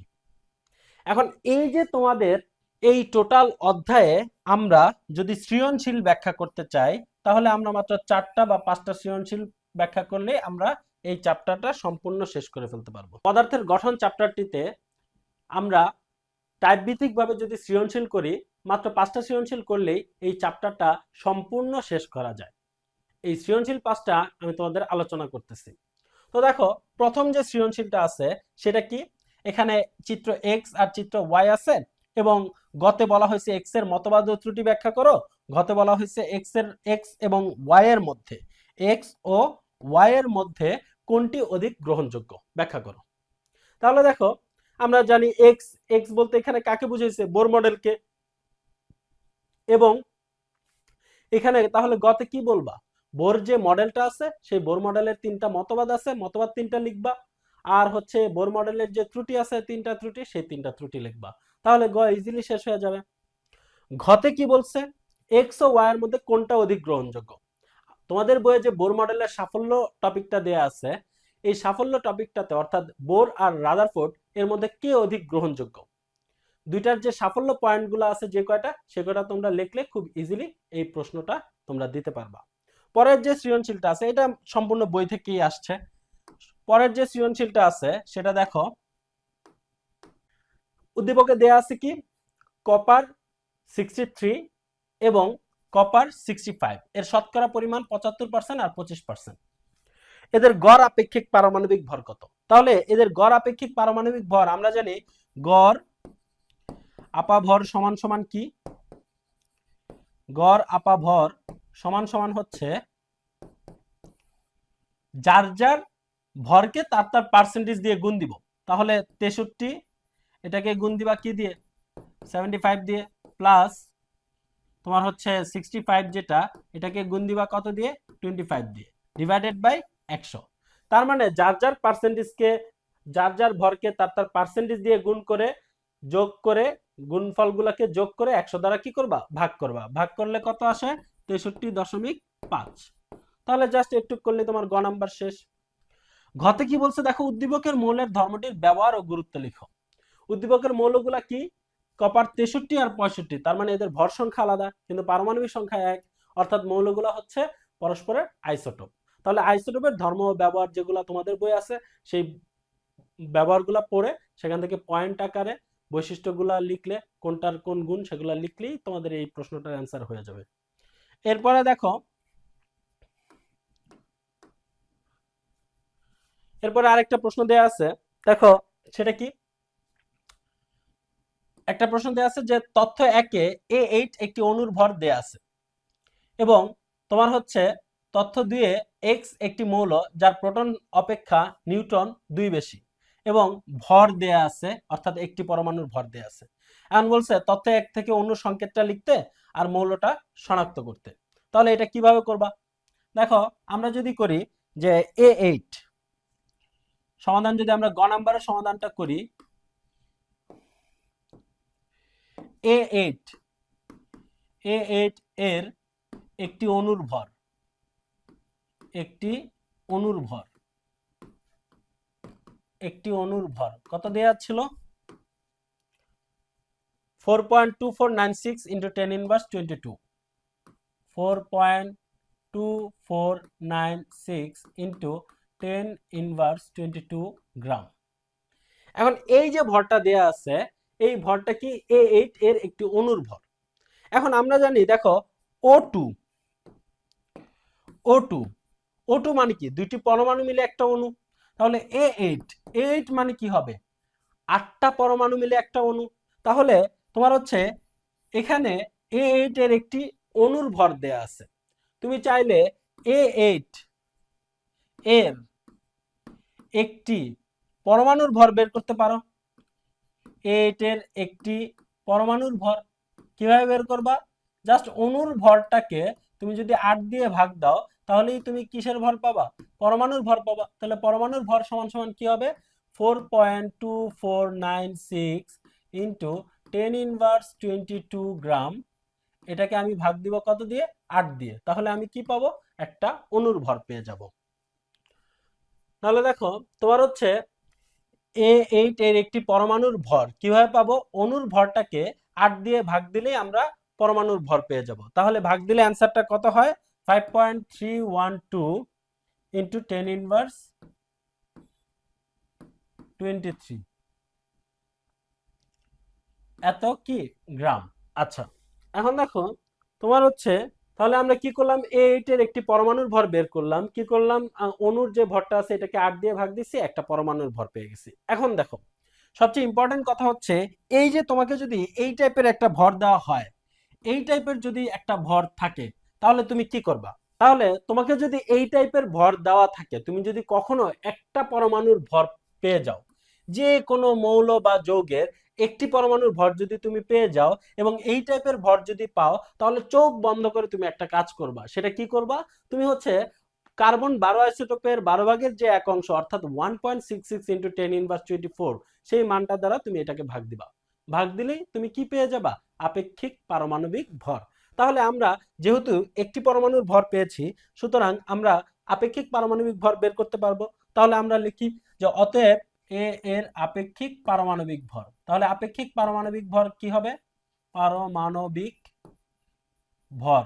তাহলে আপেক্ষিক পারমাণবিক ভর সমান সমান এই যে তোমার যে মানটা পাইছি কত, 5.312 ইন্টু 10^23 এত গ্রাম ডিভাইডেড বাই কত, 1.66 ইন্টু 10^23 গ্রাম। এখন এটাকে এটা দিয়ে ভাগ দিলে কত আসে অ্যান্সার? অ্যান্সার আসে হচ্ছে 32। এখন 32 কার ভর? যেহেতু এ এর ভর সংখ্যা আসছে কত, 32, ভর সংখ্যা দেখে আমি মৌলটাকে মোটামুটি শনাক্ত করতে পারবো। তাহলে ভর সংখ্যা সমান সমান 32, সেহেতু এ মৌলটি হলো সালফার। সেহেতু এই মৌলটি হলো কি? সালফার। এখন আমাকে কি করতে বলছিল? এই মৌলের সংকেত বের করতে বলছিল, মানে যে অণুর সংকেতটা সেটা। অতএব অণুর সংকেত কি হবে? A8 ছিল, তাহলে কি হবে? আমরা নির্ণয় করে ফেলছি। তাহলে অণুর সংকেত হবে হচ্ছে S8। এই হলো তোমার গ নাম্বার। ক্লিয়ার? তো পরের যে সৃজনশীলটা পরের যে তোমার হচ্ছে প্রশ্নটা ছিল, সেটা কি ছিল? যে এক্স মৌলটি শনাক্ত করো। এখন এক্স মৌলটা কি? এক্স মৌলটা আমরা এখানেই শনাক্ত করে ফেলি। দেখো তোমার হচ্ছে কি আছে, এক্স মৌলের ক্ষেত্রে কি বলছে যে এক্স একটি মৌল যার প্রোটন অপেক্ষা নিউট্রন দুইটা বেশি এবং ভর দেয়া আছে। তো একটু আগে আমি কি বললাম যে আমরা যদি এই টাইপের ভর দেখি তাহলে চোখ বন্ধ করে হচ্ছে কি করব, 1.66 ইন্টু 10^22 1.66 ইন্টু 10^24 দ্বারা ভাগ দিব। তাহলে এটা কিভাবে করব আমরা? দেখো দেওয়া আছে, কি দেওয়া আছে এখানে? দেওয়া আছে যে এই যে এক্স মৌলের একটি পরমাণুর ভর। তাহলে এক্স মৌলের একটি পরমাণুর ভর, তাহলে এক্স মৌলের একটি পরমাণুর ভর কত দেওয়া আছে? এক্স মৌলের একটি পরমাণুর ভর সমান সমান তোমার দেয়া আছে কত, 2.324 ইন্টু 10^23 এত গ্রাম দেয়া আছে। এখন এই যে এক্স মৌলের একটি পরমাণুর ভর, এই পরমাণুর ভরটাকে তুমি যদি ভাগ দাও কত দিয়ে, 1.66 ইন্টু 10^24 দ্বারা, তাহলে তুমি কি পাবা? তুমি সবসময় এটা দিয়ে ভাগ দিলে আপেক্ষিক ভর পাবা। তাহলে অতএব এক্স মৌলের আপেক্ষিক পারমাণবিক ভর সমান সমান কি হবে? 2.324 into 10^23 gram divided by 1.66 into 10^24 gram. এটাকে এটা দ্বারা ভাগ দিলে অ্যান্সার কত আসে? এটাকে এটা দ্বারা ভাগ দিলে অ্যান্সার আসে হচ্ছে 14। এখন তোমার হচ্ছে যেহেতু এটার ভাগফল হচ্ছে 14 আসছে, এখন এখানে তোমাকে কি বলছে? তার মানে আমি আপেক্ষিক পারমাণবিক ভর কত পাইলাম? 14। এখন এখানে বলছে এক্স মৌল যার প্রোটন নিউট্রন থেকে দুইটা বেশি। তাহলে যেহেতু প্রোটন আর নিউট্রনের একটা সম্পর্ক দেয়া আছে, সেই জন্য আমরা ধরি এক্স মৌলের প্রোটন সংখ্যা,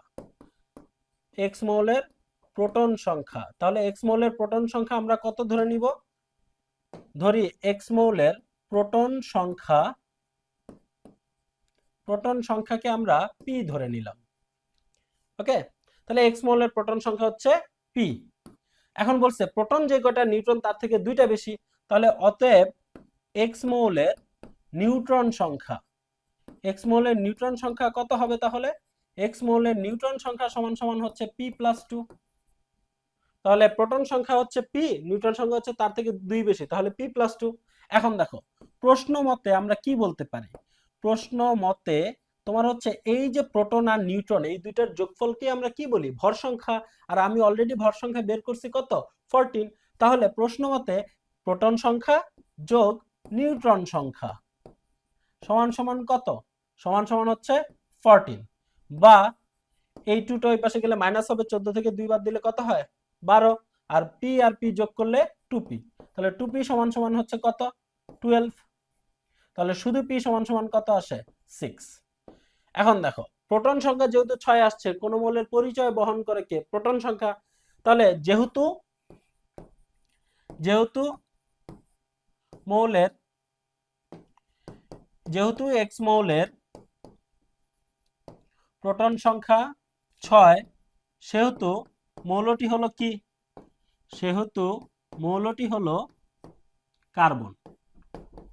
মৌলটি হলো কার্বন। এখন তাহলে আমার কি কার্বন বের করতে বলছে, তাহলে আমি মৌলটা ইজিলি পেয়ে গেছি কার্বন। তাহলে এটা হলো তোমাদের এই চ্যাপ্টারের 3 নাম্বার টাইপের সৃজনশীল। 4 নাম্বার টাইপের সৃজনশীলটা হলো, দেখো তোমার হচ্ছে এখানে তোমাদের অনেকগুলা মৌল বলে দিতে পারে, যে মৌলগুলা কি? পটাশিয়াম, মলিবডেনাম, কপার, ক্রোমিয়াম, এরকম অনেকগুলা মৌল বলে দিতে পারে।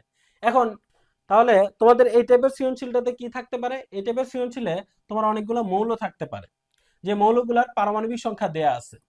এখন এই মৌলগুলার পারমাণবিক সংখ্যা দিয়ে তোমার গতে কি বলছে, যে কে এর সর্বশেষ কক্ষপথে কতটি উপকক্ষপথ ও ইলেকট্রন থাকতে পারে ব্যাখ্যা করো, এবং উদ্দীপকের কোন মৌলের ইলেকট্রন বিন্যাস ব্যতিক্রম ব্যাখ্যা করো।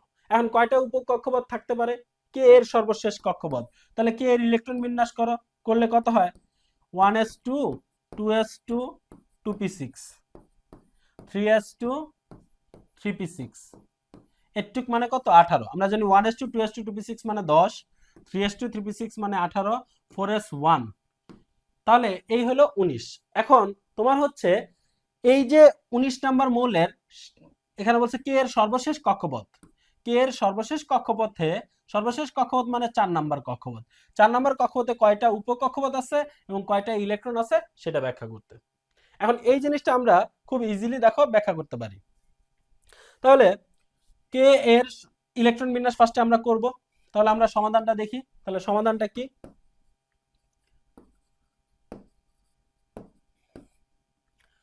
তাহলে কে এর ইলেকট্রন বিন্যাস, তাহলে ফার্স্টে আমরা কি করব? কে এর পটাশিয়াম এর ইলেকট্রন বিন্যাস। তাহলে ইলেকট্রন বিন্যাসটা আমরা করে নিলাম। তাহলে কে এর ইলেকট্রন বিন্যাস এটা আমরা করে নিলাম। এরপরে দেখো তোমার হচ্ছে পটাশিয়াম এর সর্বশেষ শক্তি স্তরটা কি? পটাশিয়ামের সর্বশেষ শক্তি স্তর হলো 4। তাহলে পটাশিয়ামের সর্বশেষ শক্তি স্তর 4, তার মানে n এর মান 4। এখন n এর মান 4 হলে l এর মান কত কত হয়? তো আমরা জানি যে l এর মান দ্বারা কাকে বোঝায়? উপকক্ষপথকে। আর হচ্ছে ওই l এর মান থেকে আমরা হচ্ছে কয়টা ইলেকট্রন থাকতে পারে সেটা বের করতে পারবো। এখন দেখো এটা তুমি একটা ছক আকারেও করতে পারো, ব্যাখ্যামূলক করেও করতে পারো। তাহলে n এর মান হচ্ছে 4। এখন n = 4 হলে L = কত হয়? L = হচ্ছে 0 থেকে 4 -